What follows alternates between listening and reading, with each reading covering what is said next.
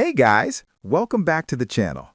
Today, we're diving into one of the most mysterious and fascinating cities of the ancient world, Mohenjo-Daro.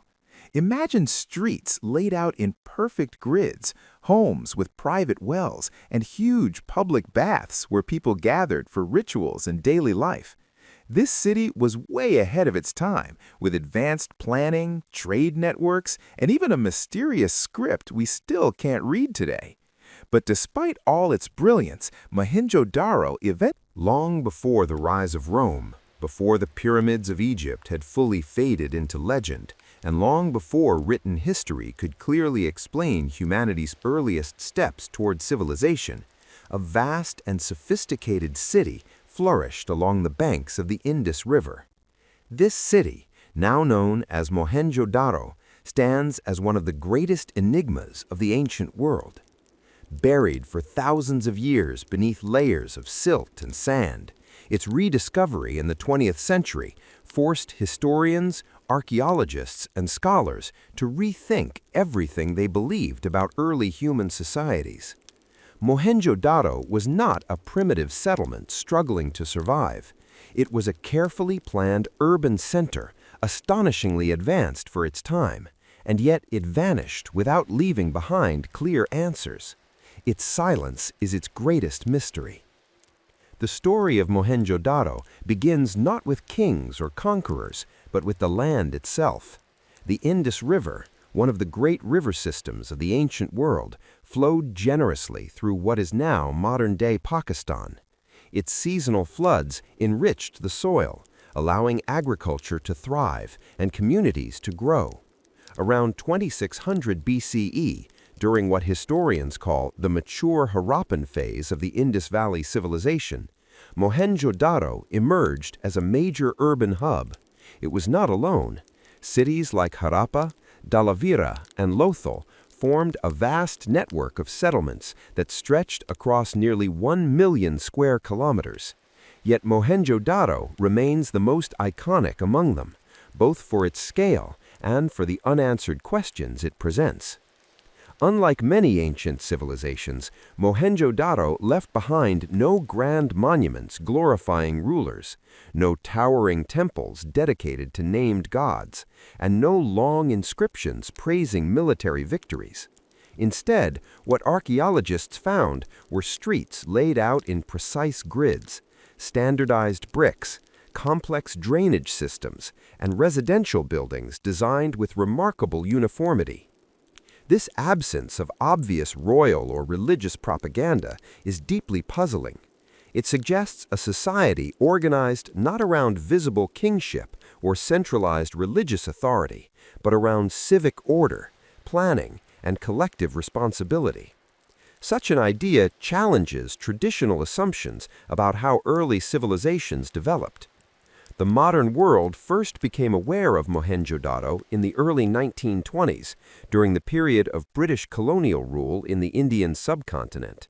Archaeologists working for the Archaeological Survey of India, including R.D. Banerjee and later Sir John Marshall, began excavations at a site locals referred to as Mohenjo-Daro, meaning Mound of the Dead. Even the name carried an eerie sense of forgotten tragedy.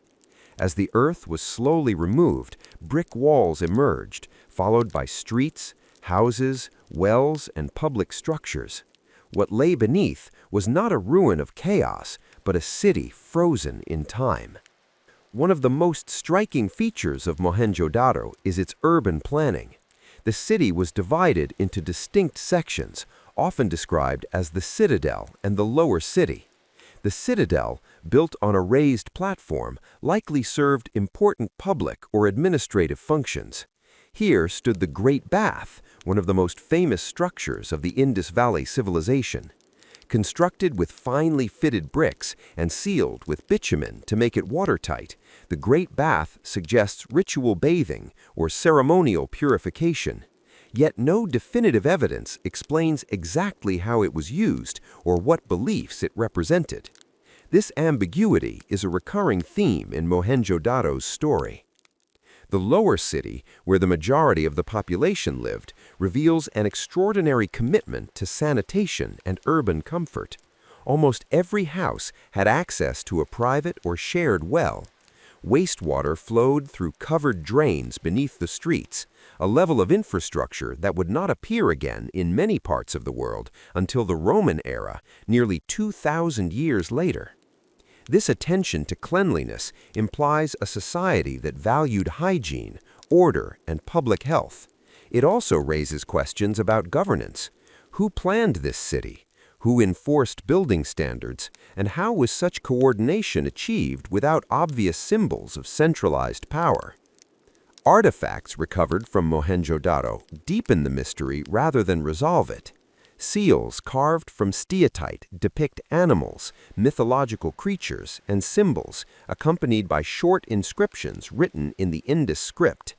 This script remains undeciphered despite decades of study.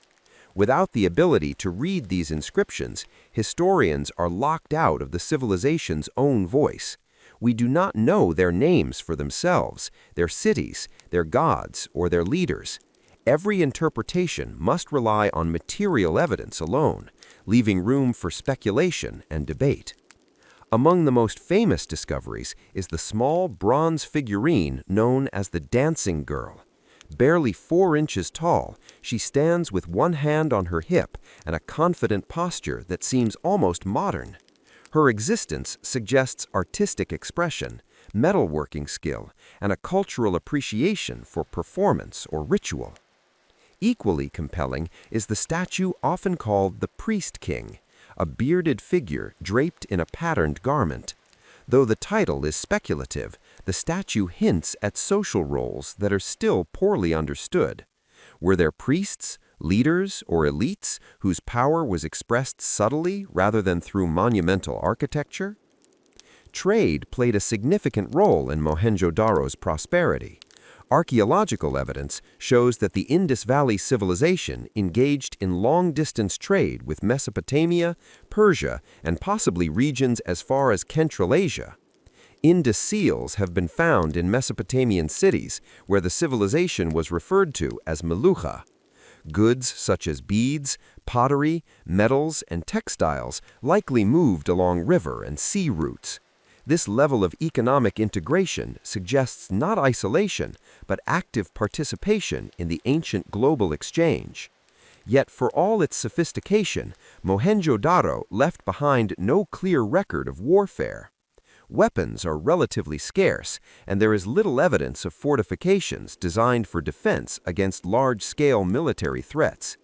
This absence has led some scholars to propose that the Indus Valley Civilization was unusually peaceful.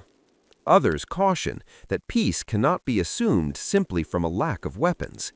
Still, the contrast with contemporaneous civilizations, such as those in Mesopotamia and Egypt, is striking.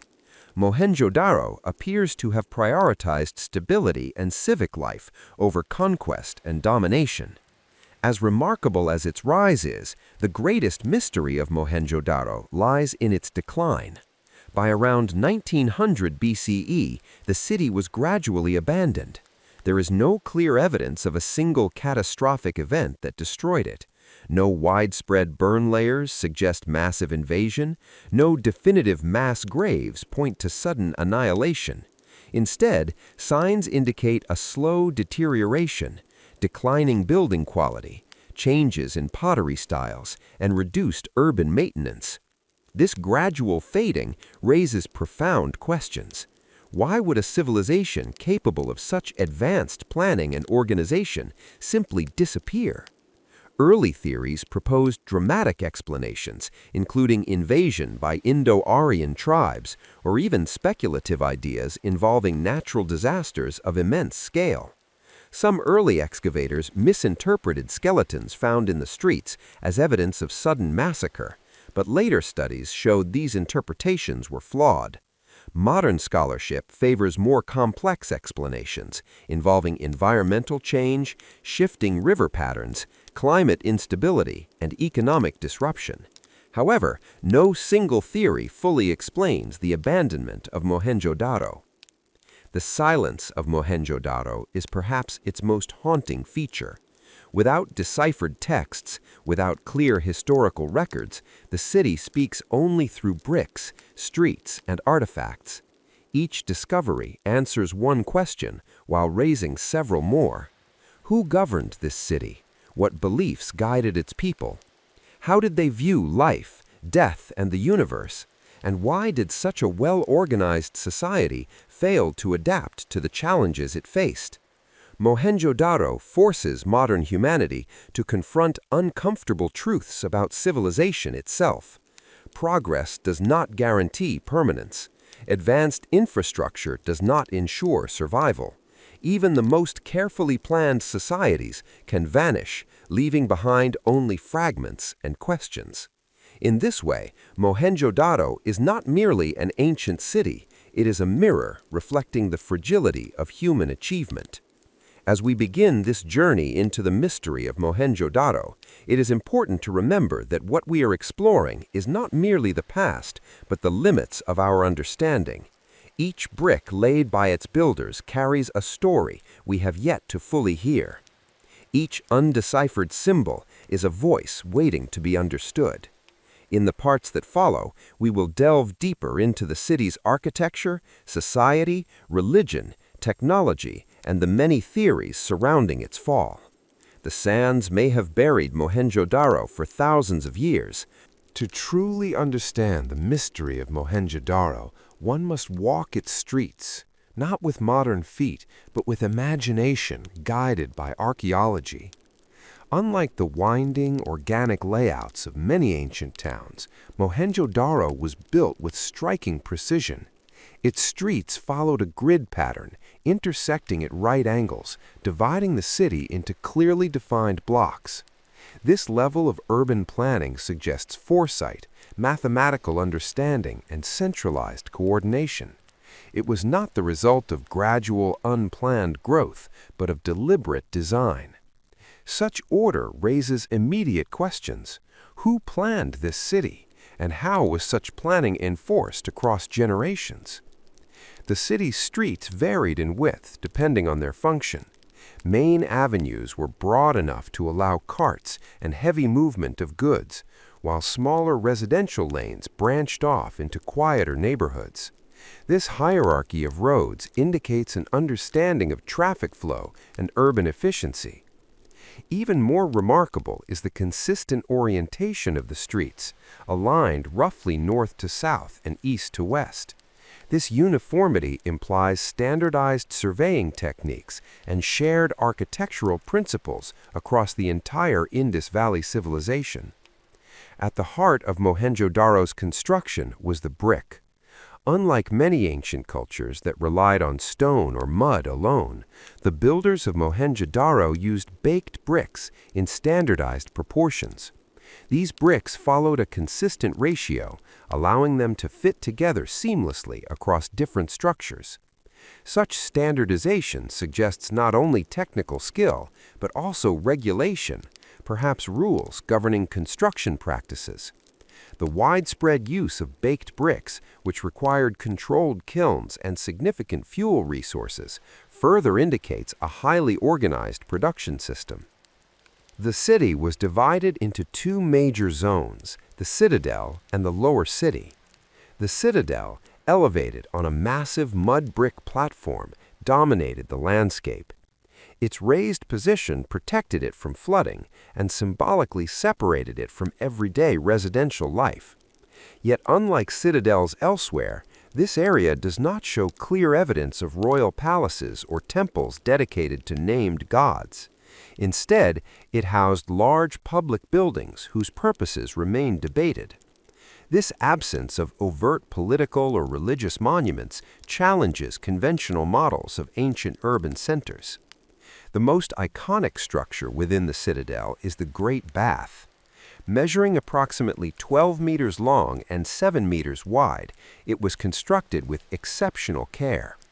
Its floor and walls were sealed with bitumen to prevent leakage, and staircases descended into the pool from both ends.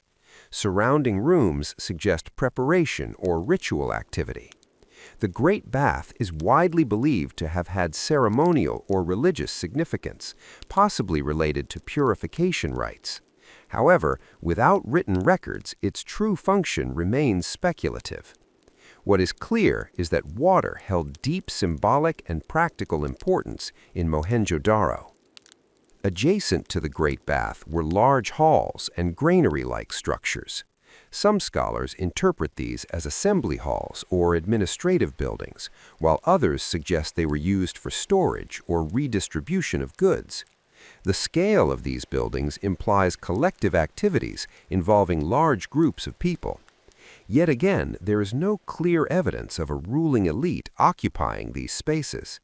Power, if it existed, seems to have been exercised subtly, embedded within systems rather than displayed through monuments. Descending from the citadel into the lower city reveals the true marvel of Mohenjo-Daro's architecture, its residential planning. Houses were built from the same standardized bricks and varied in size, suggesting differences in wealth or social status. However, even the larger homes did not display excessive luxury. Most houses were inward-facing, centered around courtyards that provided light, ventilation, and privacy. This design reflects an understanding of climate and social norms, prioritizing comfort and modesty over outward display. One of the most astonishing features of these homes is their sanitation system. Many houses had private bathrooms connected to covered drains that ran beneath the streets. Wastewater flowed into larger drainage channels, which were regularly maintained through access points. This level of urban sanitation was unparalleled in the ancient world. While other civilizations disposed of waste in open streets or rivers, Mohenjo-Daro engineered a system that separated clean water from waste, protecting public health. Such infrastructure implies not only technical knowledge, but also civic discipline and shared responsibility. Wells were another defining feature of the city. Hundreds of brick-lined wells have been discovered, strategically placed throughout residential areas. This ensured easy access to fresh water for daily activities. The abundance of wells suggests that water management was decentralized, reducing dependence on a single source. It also indicates a society that valued equality of access, at least in basic necessities. Water once again emerges as the lifeblood of Mohenjo-Daro's urban existence. The absence of monumental temples or palaces does not mean the city lacked social organization. Instead, it points to a different model of urban life, one where authority may have been distributed among councils, administrators, or guilds, rather than concentrated in a single ruler. The uniformity of housing and infrastructure suggests social cohesion and shared standards. While inequality likely existed, it was not expressed through extreme architectural contrasts. Flooding was a constant threat to Mohenjo-Daro due to its proximity to the Indus River. Archaeological evidence shows that the city was rebuilt multiple times, with new layers constructed atop older ones. Streets were raised, platforms reinforced, and structures repaired. This resilience demonstrates long-term planning and adaptability. Rather than abandoning the city after disasters, its inhabitants chose to rebuild, indicating strong attachment to place and community. However, these repeated reconstructions also hint at growing challenges. Over time, the quality of construction declined. Later buildings used less carefully made bricks, and drainage systems were not maintained as meticulously. This gradual deterioration suggests strain, perhaps from environmental changes, economic pressures, or population shifts. The architecture itself becomes a silent record of a society under stress. Another intriguing aspect of Mohenjo-Daro's architecture is what it lacks: defensive walls designed for warfare. While the citadel's elevation provided some protection, there is little evidence of massive fortifications or military structures. This absence reinforces the idea that large-scale conflict was not a defining feature of the city's existence. Whether this reflects a peaceful society or simply a different approach to security remains a subject of debate. The architectural choices of Mohenjo-Daro reveal a civilization deeply invested in order, cleanliness, and functionality. Beauty was expressed through proportion and balance rather than ornamentation. Power was embedded in systems rather than symbols. Every street, drain, and brick tells a story of collective effort and shared values. Yet architecture alone cannot answer the deeper questions. Who made the decisions that shaped this city? How were labor and resources organized? What beliefs guided the emphasis on water, hygiene, and urban harmony? The city's physical remains provide clues, but not conclusions. As we move forward in this exploration, the streets of Mohenjo-Daro lead us towards its people, their daily lives, social structures, and cultural practices.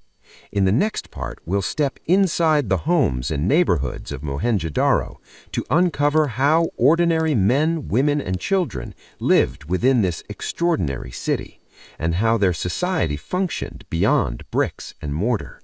Behind the carefully laid bricks and perfectly aligned streets of Mohenjo-Daro lived a population whose daily lives remain largely hidden from history. Unlike civilizations that left behind royal chronicles or religious scriptures, the people of Mohenjo-Daro spoke to the future only through their homes, tools, ornaments, and silent artifacts. Yet from these fragments, a surprisingly vivid picture of social life begins to emerge, one that challenges many assumptions about how early urban societies functioned. The population of Mohenjo-Daro is estimated to have ranged between 35,000 and 50,000 people at its peak. This made it one of the largest cities of the ancient world. Such a dense population required organization, cooperation, and social rules that governed everyday behavior. The uniformity of housing and infrastructure suggests that while social differences existed, extreme inequality was limited. There is little evidence of vast slums or extravagant elite quarters. Instead, the city appears to have been built for stability rather than display. Homes in Mohenjo-Daro varied in size and layout, indicating different economic levels. Smaller houses likely belonged to laborers or craftsmen, while larger multi-room houses with private courtyards suggest wealthier families. However, even the largest homes lacked excessive decoration. This restraint implies cultural values that emphasized privacy and functionality over public status. Life was lived inward, around courtyards where families cooked, worked, and socialized away from the noise of the streets. Family appears to have been the basic unit of society. The layout of houses suggests extended families living together, possibly across generations. Courtyards provided space for domestic activities such as food preparation, weaving, and craftwork. Children likely played within these enclosed spaces, protected from traffic and the outside world. This architectural choice reflects a concern for safety, modesty, and family cohesion. Food production and consumption formed the backbone of daily life. Archaeological evidence indicates that the people of Mohenjo-Daro cultivated wheat, barley, peas, and sesame. They also domesticated animals such as cattle, sheep, goats, and water buffalo. Fish from the Indus River supplemented their diet. Cooking was done using clay ovens and hearths found within homes. The variety of food sources suggests a stable agricultural system capable of supporting a large urban population. Craftsmanship was highly developed and played a central role in the city's economy. Artisans produced pottery, beads, tools, and ornaments with remarkable skill. Bead making, in particular, was a specialized craft. Beads made from carnelian, lapis lazuli, shell, and faience have been found in large numbers. Some materials came from distant regions, indicating trade networks that extended far beyond the Indus Valley. These beads were not merely decorative, they likely held social or symbolic significance. Clothing in Mohenjo-Daro remains difficult to reconstruct, as textiles rarely survive in the archaeological record. However, figurines and sculptures suggest that people wore simple garments, often draped rather than tailored. Jewelry was common, especially among women. Bangles, necklaces, earrings, and anklets made from shell, metal, and stone have been found throughout the city. The widespread presence of ornaments suggests that personal adornment was an important aspect of identity and social expression. The role of women in Mohenjo-Daro society has been the subject of much debate. The famous dancing girl figurine, with her confident posture and elaborate bangles, suggests a society that valued female expression and artistry. Numerous terracotta figurines depicting women, often associated with fertility symbols, hint at the importance of women in religious or cultural life. While it is impossible to determine social equality from artifacts alone, the evidence does not support a society where women were entirely marginalized. Work in Mohenjo-Daro was diverse and specialized. Farmers, craftsmen, traders, builders, and administrators all contributed to the functioning of the city. The standardization of tools and weights suggests regulated economic activity. Cubical stone weights found across the city follow precise ratios, indicating a standardized system of measurement. Such consistency implies oversight and shared rules, possibly enforced by local authorities or councils. Trade was not limited to distant regions, it also shaped everyday interactions within the city. Markets likely existed where goods were exchanged, though no specific marketplace has been conclusively identified. The distribution of artifacts suggests neighborhood-level economic activity, with goods moving through social networks rather than centralized state control. This decentralized model aligns with the broader pattern of subtle governance seen throughout Mohenjo-Daro.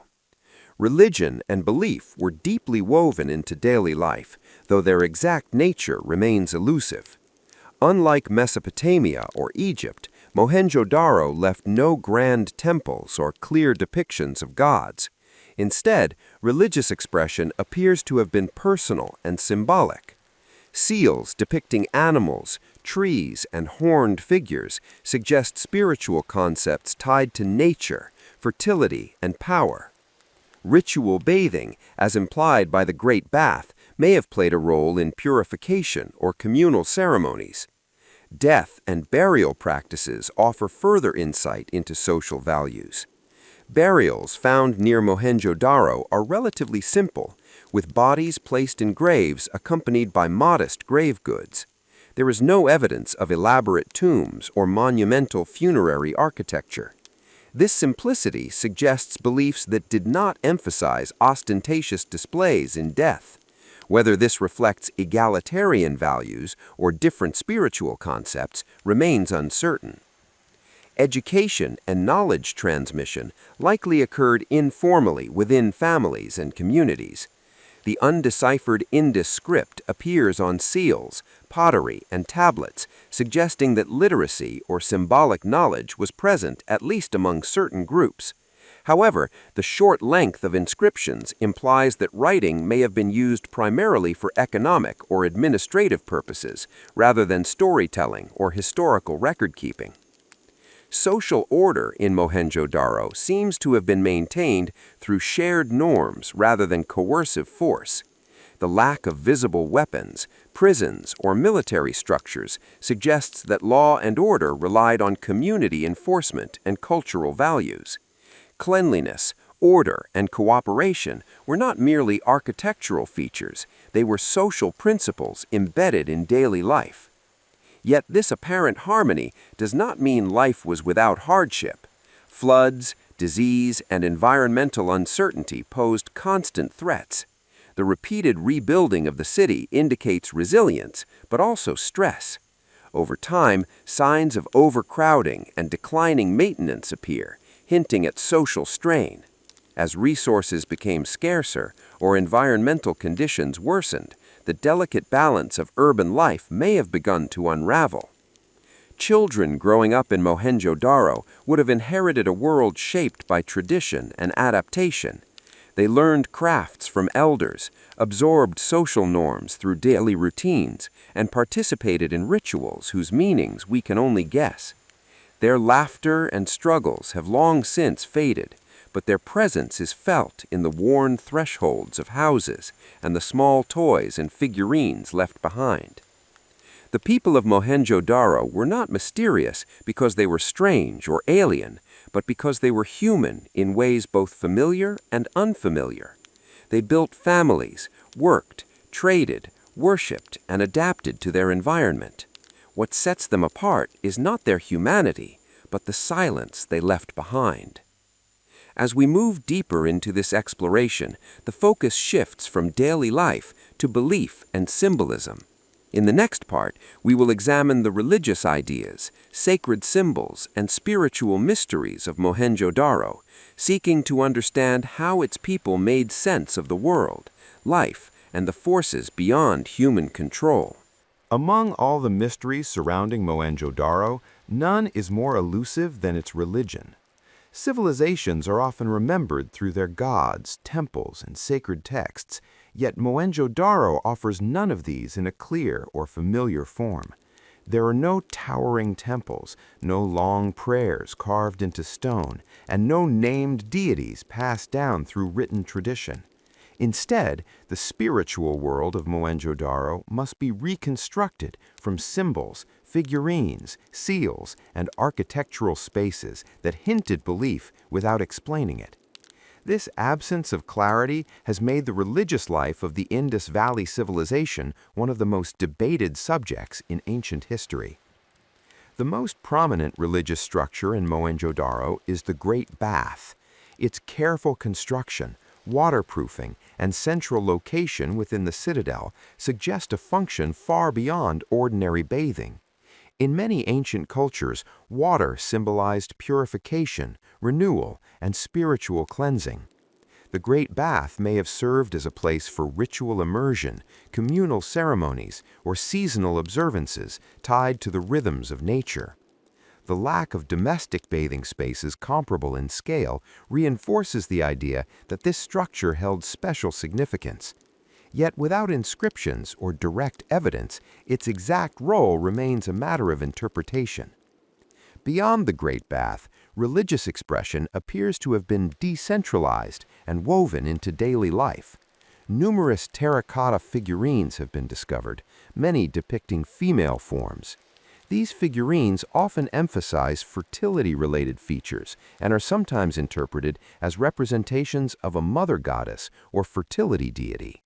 If this interpretation is correct, it suggests that concepts of fertility, birth, and abundance were central to spiritual belief. However, the simplicity and widespread distribution of these figurines also raise the possibility that they were household objects used in personal rituals rather than symbols of an organized state religion. Animal symbolism plays a powerful role in the religious imagery of Mohenjo-Daro. Seals frequently depict animals such as bulls, elephants, rhinoceroses, tigers, and a mysterious unicorn-like creature. These animals may have represented spiritual forces, clan identities, or protective symbols. In many ancient traditions, animals served as intermediaries between the human and divine worlds. The prominence of animal imagery suggests a belief system closely tied to nature and the surrounding environment. One of the most intriguing seal images shows a horned figure seated in a yogic or meditative posture surrounded by animals. Often referred to as the Pashupati seal, this image has been interpreted by some scholars as a protoform of the Hindu god Shiva associated with animals and asceticism. If this connection is valid, it would imply a remarkable continuity of religious ideas across thousands of years. However, such interpretations are controversial. Without textual evidence, it is impossible to confirm whether this figure represents a god, a priest, or a symbolic concept rather than a specific deity. Trees and plants also appear frequently in Indus imagery, particularly the peepal tree. In later Indian religious traditions, trees are often associated with life, fertility, and cosmic order. The repeated depiction of trees alongside animals and human figures suggests that nature itself may have been considered sacred. Rather than worshiping anthropomorphic gods with defined personalities, the people of Mohenjo-Daro may have practiced a form of nature-centered spirituality. Fire, another common element in ancient religions, is notably less visible in Mohenjo-Daro's archaeological record. While hearths and ovens are found in homes, there is little evidence of large fire altars or sacrificial pits similar to those found in later Vedic traditions. This absence suggests that ritual practices may have emphasized water and earth over fire. Such a focus would align with the importance of rivers, fertility, and agriculture in Indus Valley life. The role of priests or religious specialists in Mohenjo-Daro is unclear. The so-called priest king statue, with its calm expression and patterned robe, has been interpreted as a religious or ceremonial figure. However, this interpretation is based largely on appearance rather than concrete evidence. If priests existed, they may not have held the same centralized authority seen in other civilizations. Religious leadership could have been local, familial, or ritual-based rather than hierarchical. Seals provide another window into spiritual life. Beyond their practical use in trade and administration, seals may carry symbolic or protective meanings. The repeated use of certain symbols suggests shared beliefs or cultural codes. Some seals may have functioned as amulets, invoking protection, prosperity, or spiritual favor. The presence of the undeciphered Indus script alongside these symbols hints at religious ideas that remain locked behind an unreadable language. Death rituals further reflect the spiritual worldview of Mohenjo-Daro. Burials were generally simple, with bodies placed in graves accompanied by modest goods such as pottery or ornaments. There is little evidence of elaborate funerary architecture or offerings meant to display wealth or power. This simplicity suggests beliefs that did not emphasize the accumulation of status in the afterlife. Instead, spiritual focus may have been placed on life, renewal, and continuity rather than death. The absence of monumental temples and priestly dominance suggests that religion in Mohenjo-Daro was not used as a tool of political control. Unlike in Egypt or Mesopotamia, where rulers often claimed divine authority, there is no clear evidence that religious ideology was tied to kingship. This separation of spiritual and political power, if true, would be highly unusual for the ancient world, and may explain the city's emphasis on civic order over royal display. Ritual practices likely followed seasonal cycles linked to agriculture and the Indus River's floods. Ceremonies may have marked planting and harvest times, monsoon seasons, and moments of communal renewal. These rituals would have reinforced social cohesion and shared identity, connecting individuals to the larger rhythms of nature and community.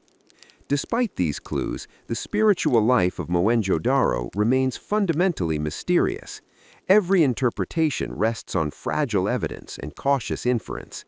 The danger of projecting later religious traditions backward onto the Indus Valley Civilization is ever present. What seems familiar may be coincidence, and what seems strange may simply reflect a worldview we no longer recognize. This uncertainty, however, is what makes Mohenjo-Daro so compelling. Its religion was not loud or monumental. It was subtle, symbolic, and deeply integrated into daily life. It did not seek to dominate the skyline, but to shape the inner lives of its people. In this quiet spirituality, we glimpse a civilization that valued balance, harmony, and connection with the natural world. As we move forward, the mystery deepens rather than resolves. In the next part, we will confront one of the greatest puzzles of all, the Indus script. This undeciphered writing system holds the potential to unlock the voices of Mohenjo-Daro's people, revealing their beliefs, laws, and stories. Until then, their gods remain unnamed, their prayers unheard, and their faith a silent presence among the ruins. Among all the enigmas of Mohenjo-Daro, none has frustrated scholars more than its writing system. Cities can be understood through architecture, societies through tools and burials, and beliefs through symbols. But language is the key that unlocks intention, memory, and identity. The people of Mohenjo-Daro possessed a script, yet they left behind no readable history, no myths, no royal decrees, and no personal voices. This silence has transformed the Indus script into one of the greatest unsolved puzzles of human civilization. The Indus script appears on seals, pottery, tablets, tools, and ornaments found throughout Mohenjo-Daro and other Indus Valley sites. These inscriptions are usually short, consisting of a few symbols arranged in neat sequences. Unlike Egyptian hieroglyphs or Mesopotamian cuneiform, there are no long texts, no monumental inscriptions, and no bilingual artifacts like the Rosetta Stone to guide interpretation. This scarcity of extended writing has made decipherment extraordinarily difficult, leaving scholars divided even on the most basic questions about the script's nature. One of the first mysteries is whether the Indus script represents a full language or a symbolic system used primarily for economic or ritual purposes. Some researchers argue that the short length of inscriptions suggests a logo-symbolic system rather than a phonetic script. Others believe it represents a complete spoken language encoded in symbols, but used sparingly on durable materials. The possibility that longer texts were written on perishable materials, such as palm leaves or cloth, cannot be dismissed, but no physical evidence has survived to confirm this theory. The symbols themselves are strikingly consistent across the vast geographical spread of the Indus Valley Civilization. Over 400 distinct signs have been identified, though the most frequently used symbols appear again and again in similar positions. This consistency suggests shared rules of writing and widespread literacy, at least among certain groups. The repetition of specific symbol sequences implies grammar or syntax rather than random decoration. Yet, without knowing the underlying language, these patterns remain tantalizing but unreadable. Most inscriptions are found on seals, which were likely used in trade and administration. These seals often depict animals or symbolic scenes alongside lines of script.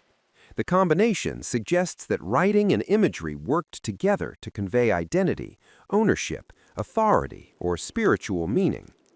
A merchant might have used a seal to mark goods, while the symbols identified the individual, family, or guild responsible. In this sense, writing may have been deeply embedded in everyday economic life, rather than reserved for elite or religious expression. The direction of writing is another subject of debate. Many inscriptions appear to be written from right to left, though some show variations. This inconsistency could indicate flexibility in writing conventions or different regional practices. Alternatively, it may reflect changes over time as the script evolved. Such uncertainty complicates efforts to establish phonetic values or reading order, both essential steps in decipherment. Attempts to decode the Indus script have followed many paths. Some scholars have tried to link it to early Dravidian languages, suggesting that the script represents an ancestral form of Tamil or related tongues.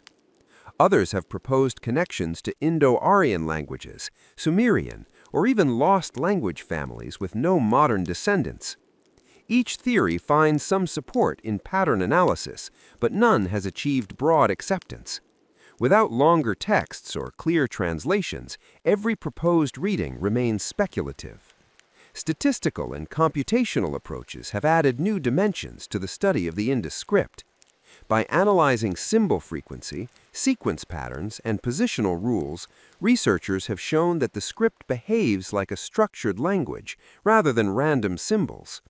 Certain signs appear only at the beginning or end of inscriptions, suggesting grammatical markers. These findings strengthen the argument that the Indus script encodes meaningful linguistic information, even if its content remains unknown. The undeciphered script has profound implications for how we understand Mohenjo-Daro.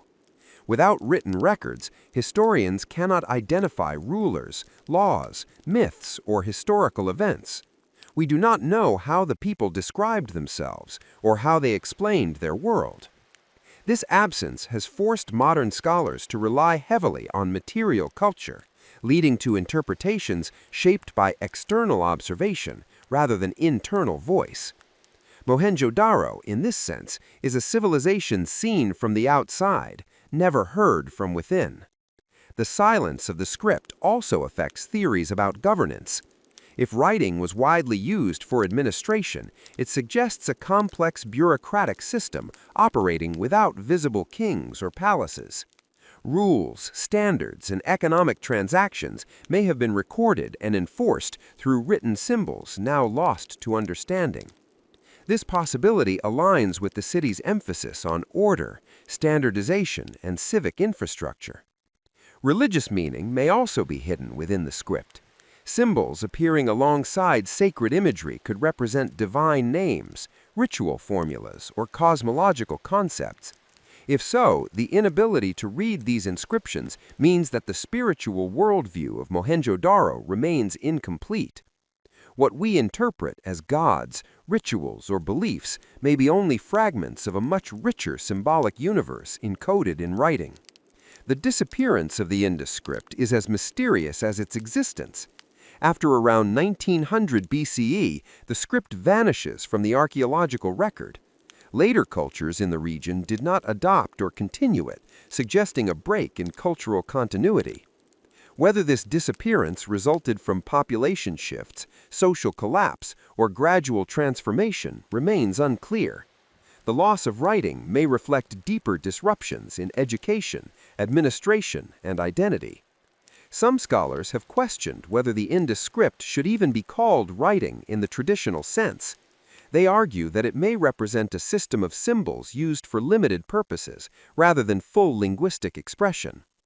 Others counter that such arguments underestimate the sophistication of the civilization and reflect modern biases about what writing should look like. The debate itself highlights how Mohenjo-Daro challenges conventional definitions of civilization. The emotional impact of the undeciphered script cannot be ignored. Each symbol carved into stone or clay represents an intentional act of communication across time. The fact that we cannot understand these messages creates a sense of loss more profound than the ruin of buildings or the disappearance of people. It is the loss of voice, of stories untold and thoughts unshared. Yet the mystery also holds hope. Advances in technology, artificial intelligence, and comparative linguistics may one day provide breakthroughs. New discoveries, such as longer inscriptions or contextual clues, could shift understanding dramatically. The Indus script remains a locked door, but not necessarily a sealed one. As we continue this journey, the silence of the script reminds us of the limits of knowledge. Mohenjo-Daro was not a failed civilization. It was a complete world that thrived, adapted, and expressed itself in ways we are still learning to recognize. Its writing system stands as both evidence of its sophistication and a barrier to full comprehension. In the next part, the focus will turn from language to technology and science. We will explore how the people of Mohenjo-Daro mastered engineering, measurement, and urban systems with a precision that rivals much later civilizations, revealing that even without readable texts, their intelligence and innovation are unmistakably written into the city itself. The true brilliance of Mohenjo-Daro is not found in monuments or royal inscriptions, but in the quiet mastery of science and technology embedded into every corner of the city. Long before modern engineering principles were formally defined, the people of Mohenjo-Daro applied them with remarkable precision. Their achievements were practical rather than theatrical, focused on solving real problems of urban life, such as water supply, sanitation, construction, and measurement. This technological sophistication forces us to reconsider the intellectual capabilities of early civilizations and challenges the idea that progress follows a simple linear path. At the foundation of Mohenjo-Daro's technological success was an advanced understanding of materials. The widespread use of baked bricks represents a major technological leap. Unlike sun-dried mud bricks, baked bricks required controlled kilns, precise temperatures, and standardized molds. These bricks were stronger, more durable, and resistant to water damage, making them ideal for a flood-prone environment. The consistent brick ratio used across the city and throughout the Indus Valley suggests shared technical knowledge and regulated production methods.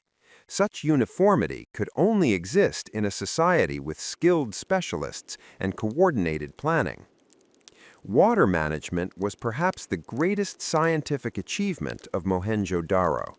The city's relationship with water was both respectful and strategic. Hundreds of wells were constructed using circular brick linings, a design that prevented collapse and contamination. These wells were distributed evenly across residential areas, ensuring reliable access to clean water. This decentralized system reduced dependence on river water, which could become polluted or unpredictable during floods. The placement and construction of wells demonstrate an understanding of groundwater behavior and long-term sustainability. Even more impressive was the drainage and sanitation system. Wastewater from homes flowed through sloped channels into covered drains beneath the streets. These drains were carefully engineered with inspection holes and removable covers, allowing for cleaning and maintenance. The system relied on gravity rather than mechanical force, showing an intuitive grasp of hydraulic principles. In an era when most civilizations disposed of waste openly, Mohenjo-Daro prioritized cleanliness and disease prevention, suggesting an empirical understanding of health and hygiene. The engineering of the Great Bath further illustrates advanced technical knowledge. Its waterproof construction used layers of brick, gypsum, and bitumen to prevent leakage. The pool's design allowed for controlled filling and draining, indicating careful planning. Such precision implies not only skilled labor, but also knowledge transfer across generations. The Great Bath was not an experimental structure, it was the product of accumulated expertise. Measurement and standardization formed the backbone of Mohenjo-Daro's technological culture.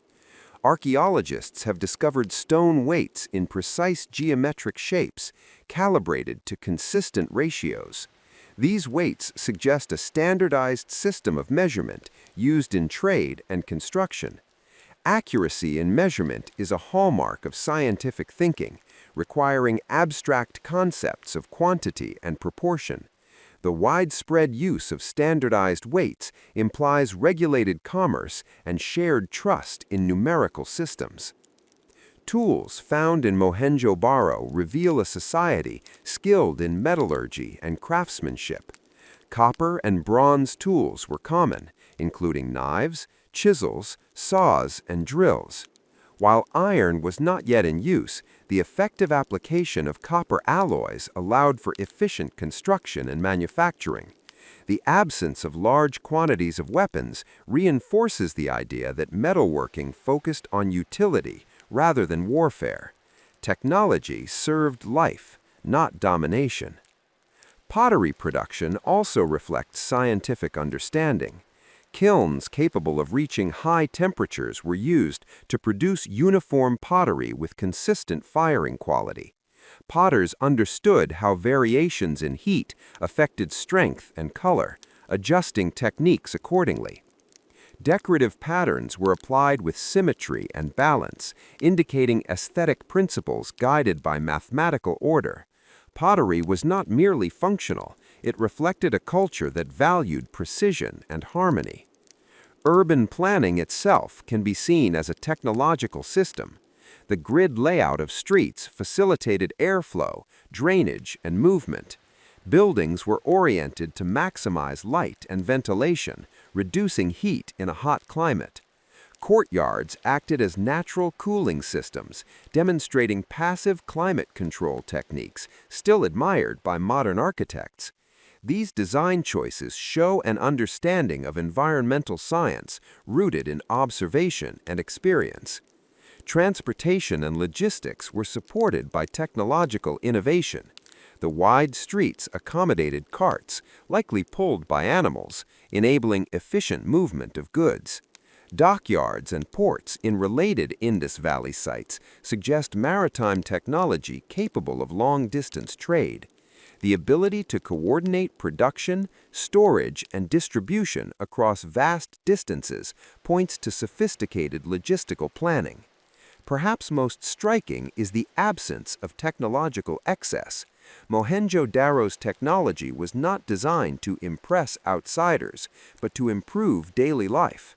There were no massive statues or colossal structures built solely for prestige. Instead, technology was quietly integrated into the fabric of society. This restraint suggests a cultural philosophy that valued balance over spectacle. Scientific knowledge in Mohenjo-Daro likely was empirical rather than theoretical. There is no evidence of written scientific texts, yet practical solutions indicate careful observation, experimentation, and refinement. Knowledge was probably transmitted through apprenticeship and tradition, embedded in craft and practice, rather than abstract theory. This mode of knowledge transmission, while effective, may also explain why so much was lost when the civilization declined. The technological systems of Mohenjo-Daro required maintenance and cooperation. Drains needed cleaning, wells needed upkeep, and standards needed enforcement. Such coordination implies social structures capable of organizing labor and responsibility. Technology was inseparable from social order, reinforcing the idea that governance operated through systems rather than rulers. However, technology alone could not protect Mohenjo-Daro from change. Environmental shifts, river movements, and climate variability eventually strained even the most advanced systems.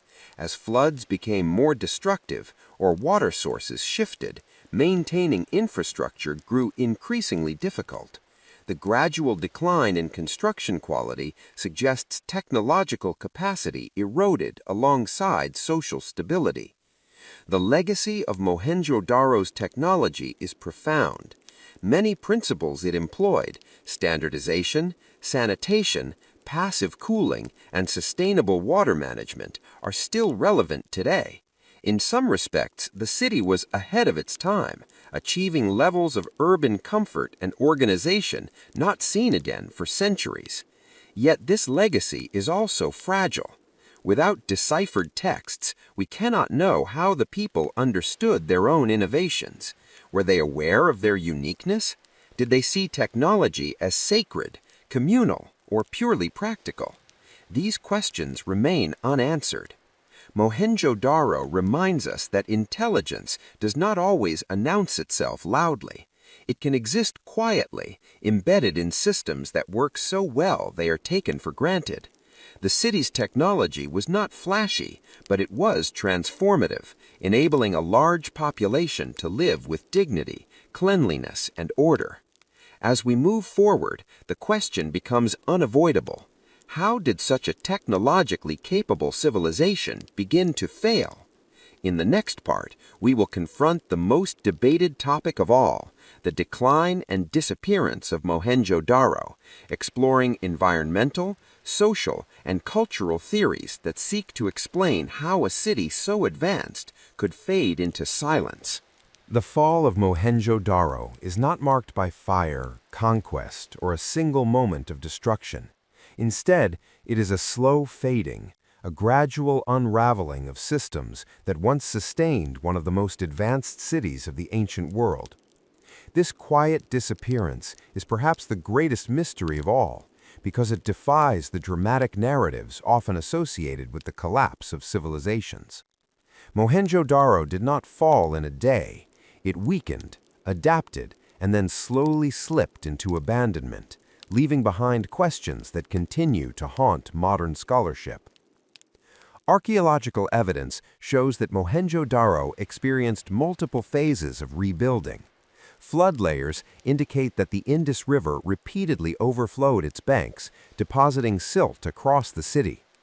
Each time, the inhabitants responded by raising streets, reinforcing platforms, and reconstructing buildings. This resilience demonstrates that the people were not passive victims of nature.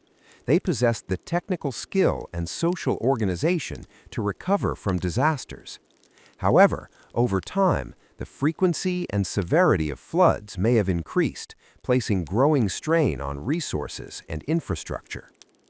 One of the most widely accepted explanations for the city's decline involves environmental change. Geological studies suggest that the Indus River and its tributaries shifted course over time. Rivers that once fed agricultural lands may have dried up or moved away, disrupting food production. Climate data indicates a gradual weakening of the monsoon system around 2000 BCE, leading to reduced rainfall and increased aridity. For a civilization dependent on predictable water cycles, such changes would have been devastating. As agricultural productivity declined, the urban economy of Mohenjo-Daro would have suffered. Food shortages, rising costs, and social stress likely followed. Archaeological layers from the later phases of the city show signs of overcrowding, with houses subdivided and public spaces encroached upon. These changes suggest population pressure and declining urban planning standards. The careful order that once defined the city began to erode. Trade networks also appear to have weakened during this period. Evidence of long-distance trade with Mesopotamia declines, possibly due to political changes in those regions or disruptions in trade routes.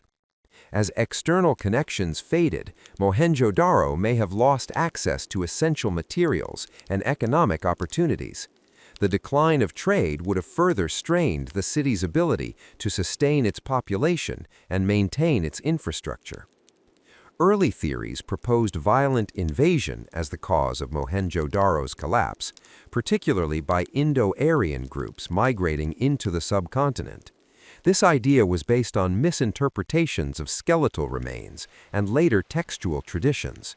Modern research has largely rejected the invasion theory. There is no convincing evidence of widespread warfare, destruction, or mass slaughter.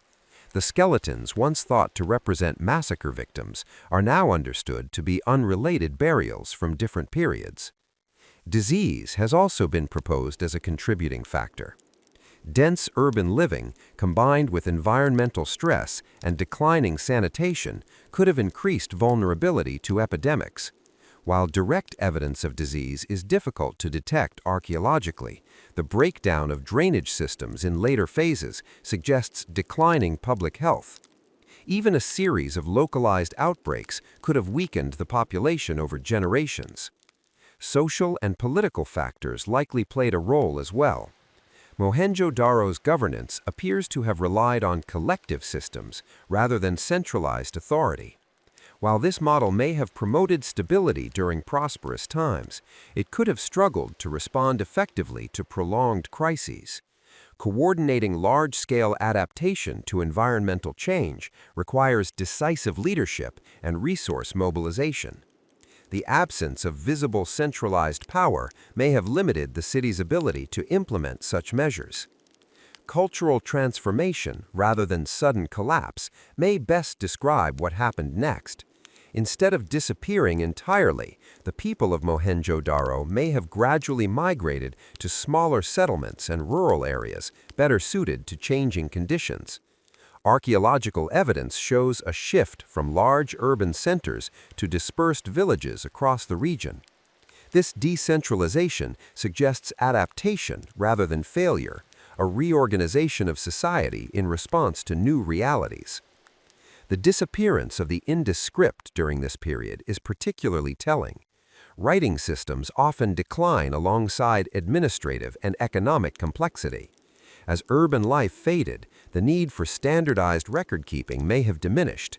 Knowledge once transmitted through written symbols may have been lost or transformed into oral traditions. This loss represents not only a technological decline, but also a break in cultural continuity. The final phases of Mohenjo-Daro show clear signs of deterioration. Buildings were constructed with lower quality materials, streets were poorly maintained, and drainage systems fell into disrepair. These changes indicate a society struggling to sustain its technological achievements. The city that once exemplified order and precision became a shadow of its former self. Despite this decline, there is no evidence of panic or chaos. The abandonment of Mohenjo-Daro appears to have been gradual and organized. People took their belongings, leaving behind relatively few signs of sudden flight. This suggests a conscious decision to leave, rather than a forced evacuation. The city was not destroyed, it was left behind. The story of Mohenjo-Daro's decline challenges traditional narratives of collapse. It was not undone by a single enemy or disaster, but by a complex interplay of environmental, economic, and social factors. This complexity makes the city's fate both harder to explain and more relevant to the modern world. It reminds us that even highly advanced societies are vulnerable to long-term changes beyond their control. Mohenjo-Daro's disappearance also raises deeper philosophical questions.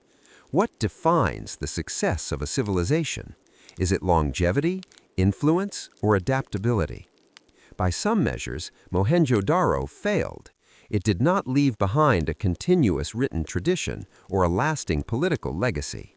Yet by others, it succeeded remarkably, creating a model of urban life that prioritized health, order, and collective well-being. The ruins of Mohenjo-Daro stand as a testament to human ingenuity and humility. They show what is possible when knowledge, cooperation, and respect for environment align. They also warn of the limits of even the most sophisticated systems in the face of gradual change. As this journey continues, the final parts will move beyond decline to examine Mohenjo-Daro's enduring legacy and the modern debates that surround it. In the next part, we will explore how modern archaeology, science, and popular imagination have reshaped our understanding of this lost city, and why Mohenjo-Daro continues to capture the human imagination thousands of years after its abandonment. Long after its streets fell silent and its wells dried, Mohenjo-Daro returned to human awareness not as a living city, but as a question. Its rediscovery in the 20th century did more than reveal an ancient ruin. It disrupted long-held assumptions about the origins of civilization in South Asia and the nature of early urban life.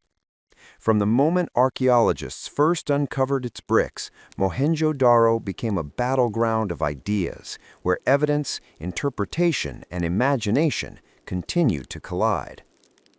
Modern archaeology transformed Mohenjo-Daro from a local legend into a global symbol. Early excavations revealed a city older than classical Greece and rivaling Mesopotamia and Egypt in scale and sophistication. This realization forced historians to acknowledge the Indus Valley Civilization as one of the world's earliest cradles of urban development. Yet, unlike other ancient civilizations, Mohenjo-Daro offered no king's lists or epic narratives to guide interpretation. Every conclusion had to be drawn from material remains alone, making the city both scientifically fascinating and intellectually frustrating. Advances in archaeological methods have deepened understanding, while also raising new questions. Stratigraphic analysis revealed multiple phases of construction and rebuilding, confirming that Mohenjo-Daro evolved over centuries rather than appearing fully formed. Scientific dating techniques refined timelines, while environmental studies connected the city's history to broader climatic patterns. Each new layer of data added complexity, showing that Mohenjo-Daro was not static but dynamic, adapting to changing conditions until adaptation was no longer possible. Preservation has become one of the most urgent modern challenges. The same environmental forces that once sustained Mohenjo-Daro now threaten its remains. Rising groundwater levels, salt crystallization, and extreme weather have accelerated decay. Efforts to conserve the site face limited resources and difficult choices. Protecting Mohenjo-Daro is not only about saving bricks, it is about preserving a shared human heritage that belongs to no single nation or culture. Mohenjo-Daro's legacy extends far beyond archaeology. It has influenced modern urban planning, environmental design, and discussions about sustainable living. Its emphasis on sanitation, water management, and passive climate control resonates strongly in an era grappling with urban overcrowding and climate change. The city demonstrates that ancient societies could achieve sophisticated solutions without modern technology, relying instead on observation, cooperation, and respect for natural systems. The undeciphered Indus script continues to inspire debate and innovation. Linguists, computer scientists, and historians collaborate in attempts to unlock its secrets. Artificial intelligence and pattern recognition tools offer new hope, analyzing symbol sequences in ways previously impossible. While no definitive breakthrough has occurred, these efforts reflect a broader shift toward interdisciplinary research, where technology and humanities converge to explore the past.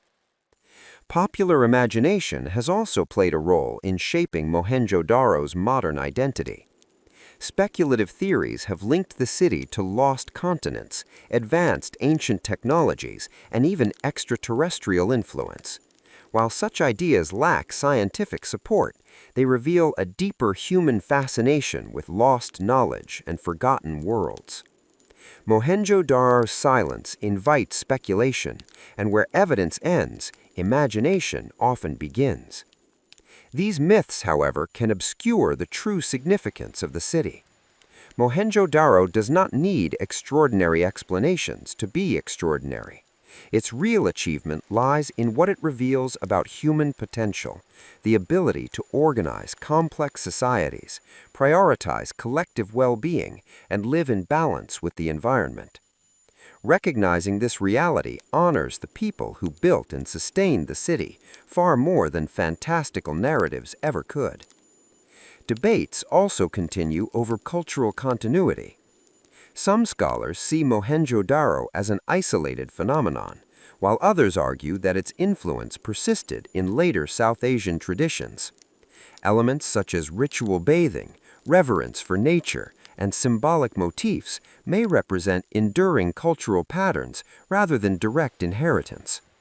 These discussions highlight the difficulty of tracing influence without written records, reminding us of the fragile nature of cultural memory. Mohenjo-Daro's rediscovery reshaped regional identity as well. It provided tangible evidence of a deep and sophisticated past, challenging colonial-era narratives that underestimated indigenous achievements. The city became a symbol of pride and a reminder that history is not owned by those who write it, but by those who lived it. Despite decades of study, Mohenjo-Daro remains unfinished business for history. Each excavation season, each technological advance, and each theoretical debate adds to the story without closing it. The city resists final interpretation, standing as a reminder that knowledge is always provisional.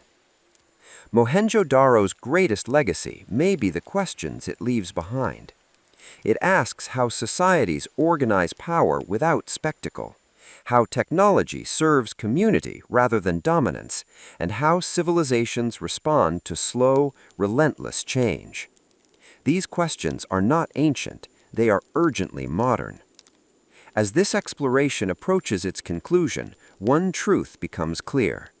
Mohenjo-Daro is not merely a relic of the past, it is a conversation across time, challenging us to reflect on our own cities, our own systems, and our own assumptions about progress. In the final part, we will draw together the threads of this epic journey, reflecting on what Mohenjo-Daro ultimately teaches us about civilization, resilience, and the enduring mystery of human history. As we reach the final chapters of Mohenjo-Daro's story, it is clear that the city's importance extends far beyond its bricks, drains, and artifacts. Mohenjo-Daro was not simply an ancient settlement. It was a testament to human ingenuity, social cooperation, and the capacity to build complex systems without coercive power or grandiose rulers. Its very existence challenges assumptions about the development of civilization, offering lessons that resonate across millennia and across continents. Mohenjo-Daro teaches us that sophistication is not always visible in monuments or inscriptions. Unlike Egypt or Mesopotamia, the city lacked enormous temples, towering statues, and royal palaces. Its greatness lay in subtlety, in standardized bricks, efficient drainage, grid-patterned streets, and carefully placed wells. Every aspect of urban planning, from ventilation in homes to slope of drainage channels, reflects deliberate thought and shared knowledge. This emphasis on functionality over spectacle indicates a society that valued collective well-being over personal aggrandizement. The people of Mohenjo-Daro lived within a framework of order, cooperation, and regulation. While social hierarchies existed, they were not expressed through ostentatious architecture or monumental wealth. Instead, the city prioritized equality of access. Clean water, sanitation, and safe public spaces were available to all. Labor, craft, and trade were organized to serve the community, and knowledge was embedded in practice, passed down through apprenticeship, observation, and social norms. Mohenjo-Daro demonstrates that human societies can achieve remarkable organization without central authority dominating every aspect of life. Water, hygiene, and environmental adaptation are recurring themes in the city's design. Wells, baths, drainage systems, and urban grids were not only technological achievements, they were expressions of cultural values that linked survival, spirituality, and communal responsibility. Mohenjo-Daro shows us that infrastructure is more than practical. It is moral and cultural, shaping how people relate to each other and to nature. This principle remains relevant today as modern cities face challenges of sanitation, climate change, and equitable resource distribution. The spiritual life of Mohenjo-Daro, though silent and largely undeciphered, reinforces the notion of integration between material and symbolic existence. Ritual bathing, fertility figurines, and animal symbolism reveal a worldview that valued cycles of life, connection with nature, and community rituals. Religion was personal and embedded in daily life rather than centralized or coercive. The city's spirituality appears to have been a quiet force guiding ethics, aesthetics, and social behavior, rather than a tool for domination. The mystery of the Indus script underscores both the potential and the limitations of human understanding. While the script remains undeciphered, its presence indicates literacy, record-keeping, and communication within a complex society. That we cannot read it reminds us that history is partial, and that civilizations can communicate across time even when language itself is lost. Mohenjo-Daro speaks to us through bricks, artifacts, and symbols, inviting interpretation, speculation, and imagination. Its silence is as much a message as its visible achievements. The city's decline and eventual abandonment illustrate that even the most advanced systems are vulnerable. Environmental change, river shifts, declining trade, and possible social stress gradually eroded urban life. Yet the manner of its decline was not catastrophic. Rather, it was adaptive. People left, migrated, and reorganized into smaller settlements. This gradual transformation highlights resilience as a form of intelligence, showing that survival often requires adaptation, compromise, and foresight rather than confrontation or conquest. Modern rediscovery and scholarship have made Mohenjo-Daro a symbol of heritage, ingenuity, and caution. Archaeology, technology, and interdisciplinary study continue to uncover insights, while the site's fragility reminds us that preservation requires vigilance. Rising groundwater, climate impacts, and human neglect threaten the ruins, just as environmental changes once challenged the city's inhabitants. In this sense, Mohenjo-Daro is a living lesson. The achievements of civilization are enduring only when maintained, understood, and respected. Perhaps the most profound lesson of Mohenjo-Daro is humility. It demonstrates that human societies can achieve greatness quietly through intelligence, cooperation, and careful observation. It reminds us that scale and spectacle do not define civilization. Sustainability, order, and shared responsibility do. The city encourages reflection on our own urban life. How do we build cities that endure, not just physically, but socially and ethically? How do we balance technology, environment, and human well-being? How do we leave behind a legacy not of power, but of care? Mohenjo-Daro also embodies the allure of mystery. Its silent streets, undeciphered script, and lost voices invite curiosity, imagination, and scholarship. It challenges us to listen carefully, to interpret material culture with humility, and to acknowledge the limits of our knowledge. In this, the city becomes a mirror for humanity, what we leave behind, what survives, and what is forever unknown. As this epic journey concludes, we recognize that Mohenjo-Daro is not merely an archaeological site.